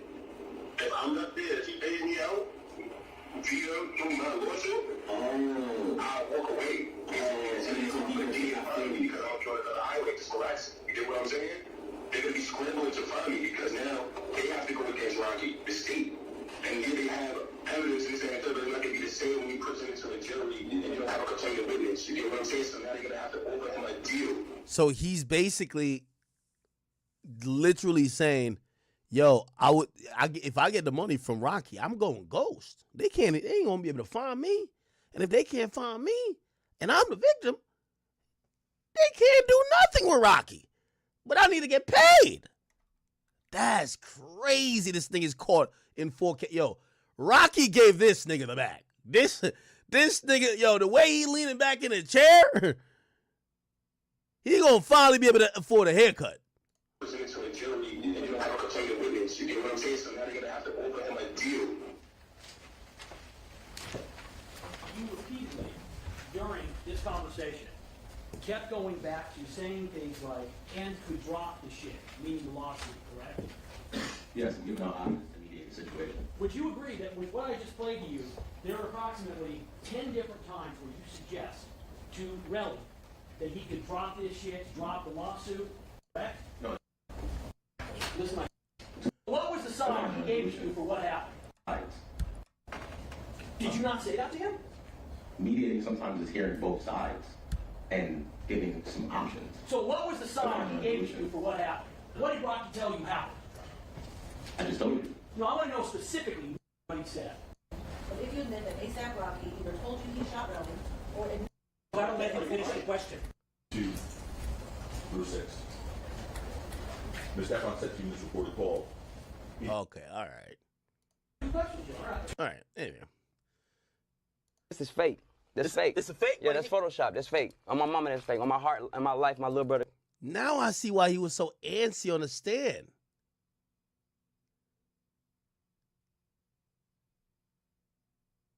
No wonder he was so fucking antsy on the stand.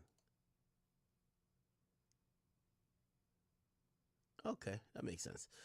All right. We will move on, people. Let's keep this show on the road. Okay. Did I go over the Rick Ross and 50 Cent shit? So, yes, yo, this is hilarious, Chad. I ain't gonna lie to you. So 50 is an all-out war against Big Meech at this point. And, you know, some people feel like it stems primarily because he took a picture with Rick Ross. 50 and Rick Ross don't get along. People are also confused because, you know, 50 has, or he's been producing this BMF series, which now that the head guy of BMF came home was like, now we could finally see like maybe a prequel or whatever. People wanted to see more of that. Instead, 50 has basically kind of just said Big Meech is a rat, and I'm going to focus on the real story of BMF, which is how Big Meech used this woman, Tammy Cohen's, this woman here, to cooperate to try to get himself time off, which apparently was in motion. She cooperated, which got some guys years, but before they could use and credit that to Big Meech, they found out that Shorty was fucking the law enforcement agent, and that deal got blow up. So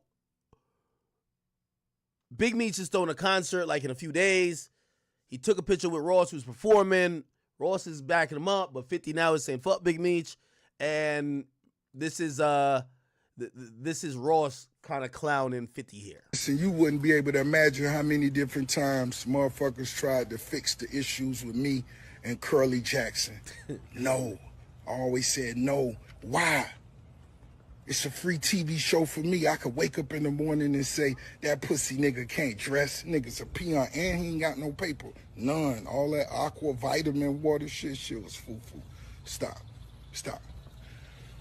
And then I could just run an ad. It's like having a TV show.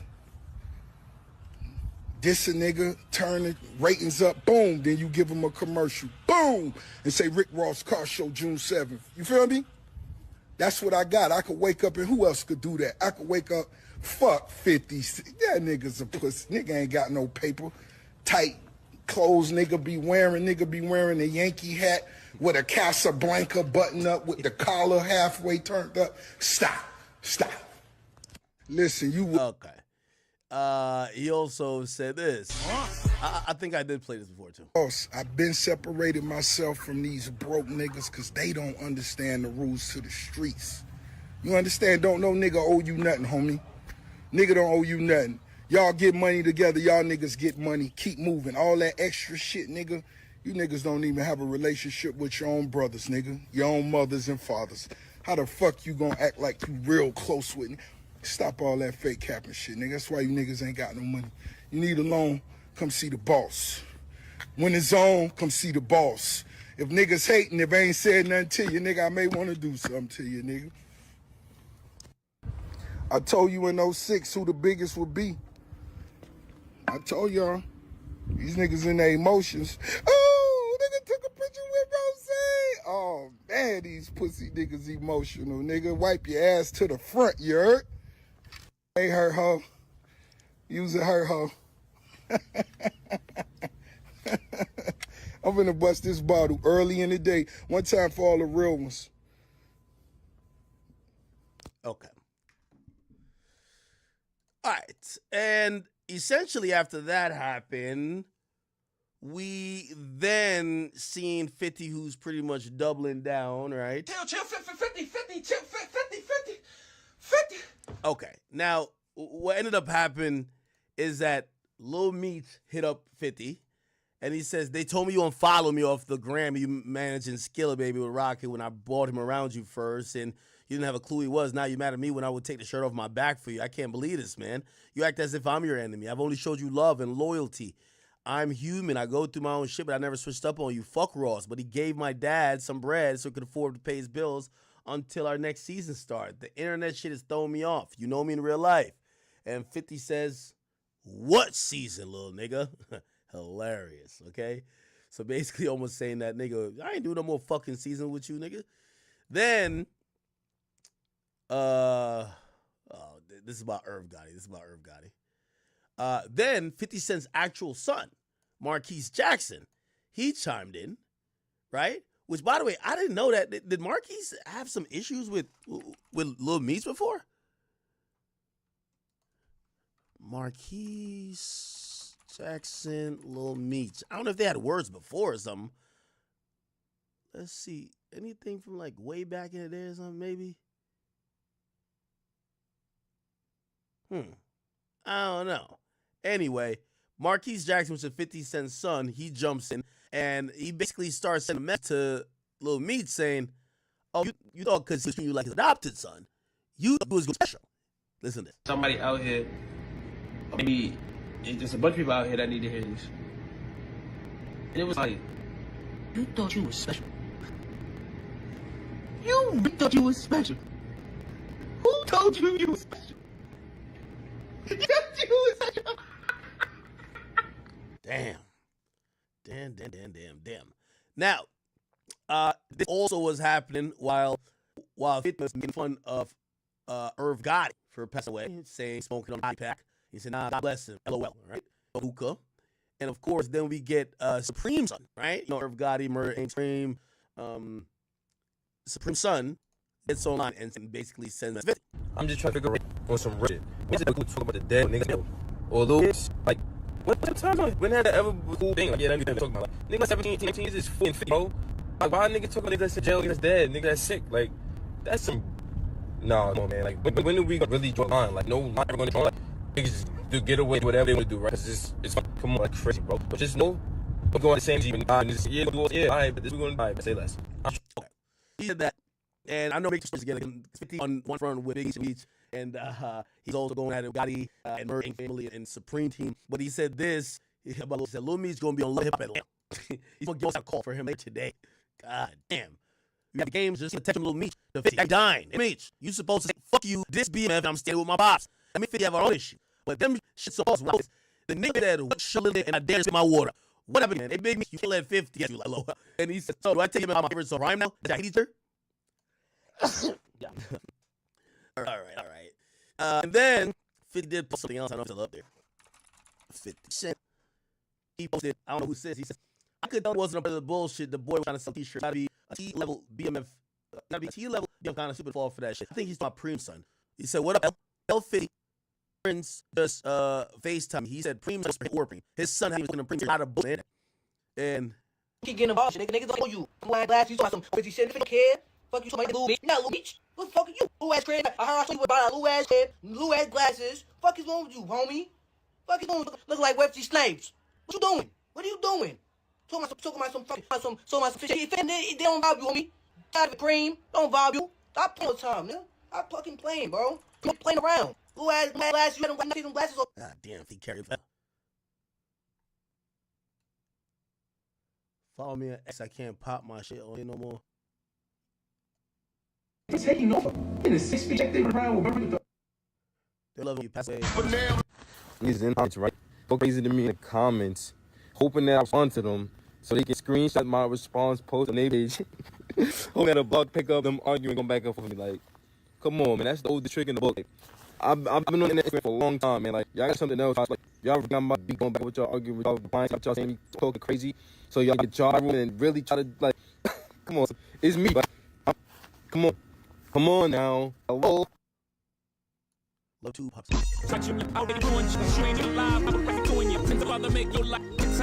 Damn. So we not cool pop no more? I don't know. I'm just doing that shit. Fuck this. I ain't gonna lie, man. I ain't really what he doing a little beach on that shit. That's innocent, kid, man. You see how music acting got caught in the airport. Yo, somebody go, please. You need to end it, man. Like, you're not supposed to do him. You violated little music and crazy. But this is to respect his son. You got his son, baby. I'm telling y'all this right now. I don't wish they don't play that shit, but it's gonna be a long, painful excuse for him. And the only thing is the funeral, and Uncle Murray, the only thing that's the funeral. He did those, man. Those men were safe for us. And he wasn't even texting. No family exposed that message wrong to the police. You supposed to call him or somebody else's number or something. You bugging. Yo, I ain't gonna lie, man. Why is my name Kyle? Your name is Supreme. Why is your name Supreme McGriff Jr. on social media? When did you become a junior? Oh, is this the only way to get shine?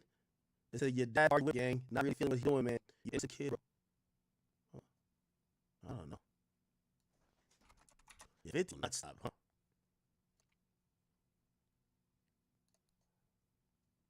Stand up during this time.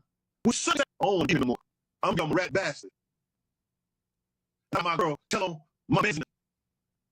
She's gonna be a operating bitch. Let's say this for 50.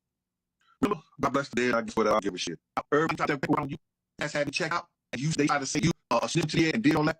What happened at the J, the engineer, the police, the prosecutor, all involved in everything who left, they put your name as you're gonna protect the witness shit like that, and you know nothing about it? Did you ever think that there was so much in love with me that she was a body to her? And what she could do, get up jealous and say, I ain't got dogs, but I want y'all to think. Okay.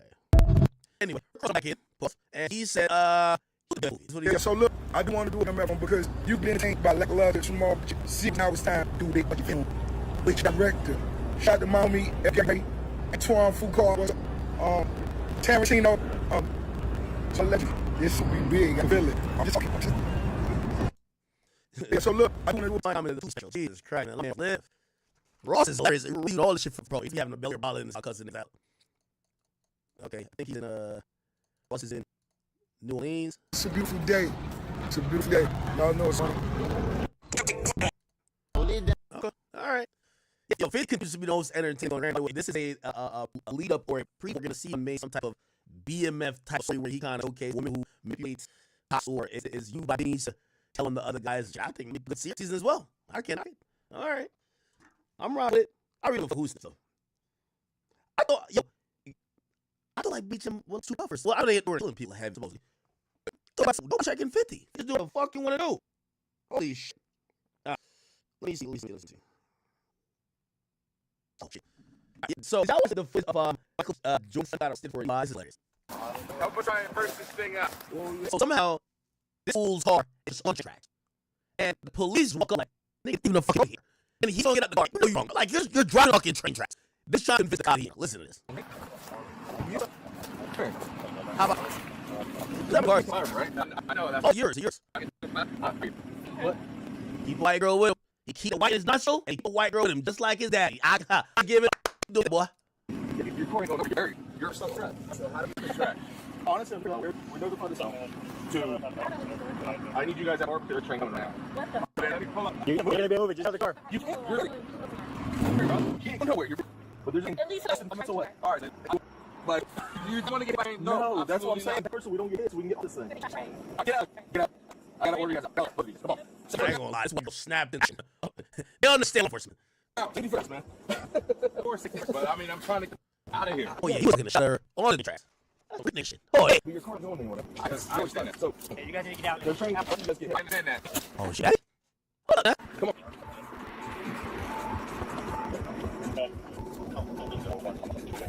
That's the door. Look at the tire. Look. The tires? Yeah. Wait, how? This ass what the fuck over here in the car? It's not a boss like you're driving over in the tracks. This looks like you're driving on the tracks. The fuck are you driving? And they're fucking. Clear the door. Come on. Uh-oh. I mean, I feel like I got 1, 2, 3, 4. This 4 is got. Right? Oh, Tommy, you think he's to be a fucking animal or fucking track? Shut up. Isn't that good idea? Yeah. Right. Oh man, the Nambo big. Oh, you all like nice shit. Let's admit it. Oh, he's on the cops. Not insurance is $1,000 car. I'd like to just like push it. Yo, Chad, just make sure everybody made it out alive. Does anybody know her happening? Does he need to know them is happening? Just make sure everybody made it alive.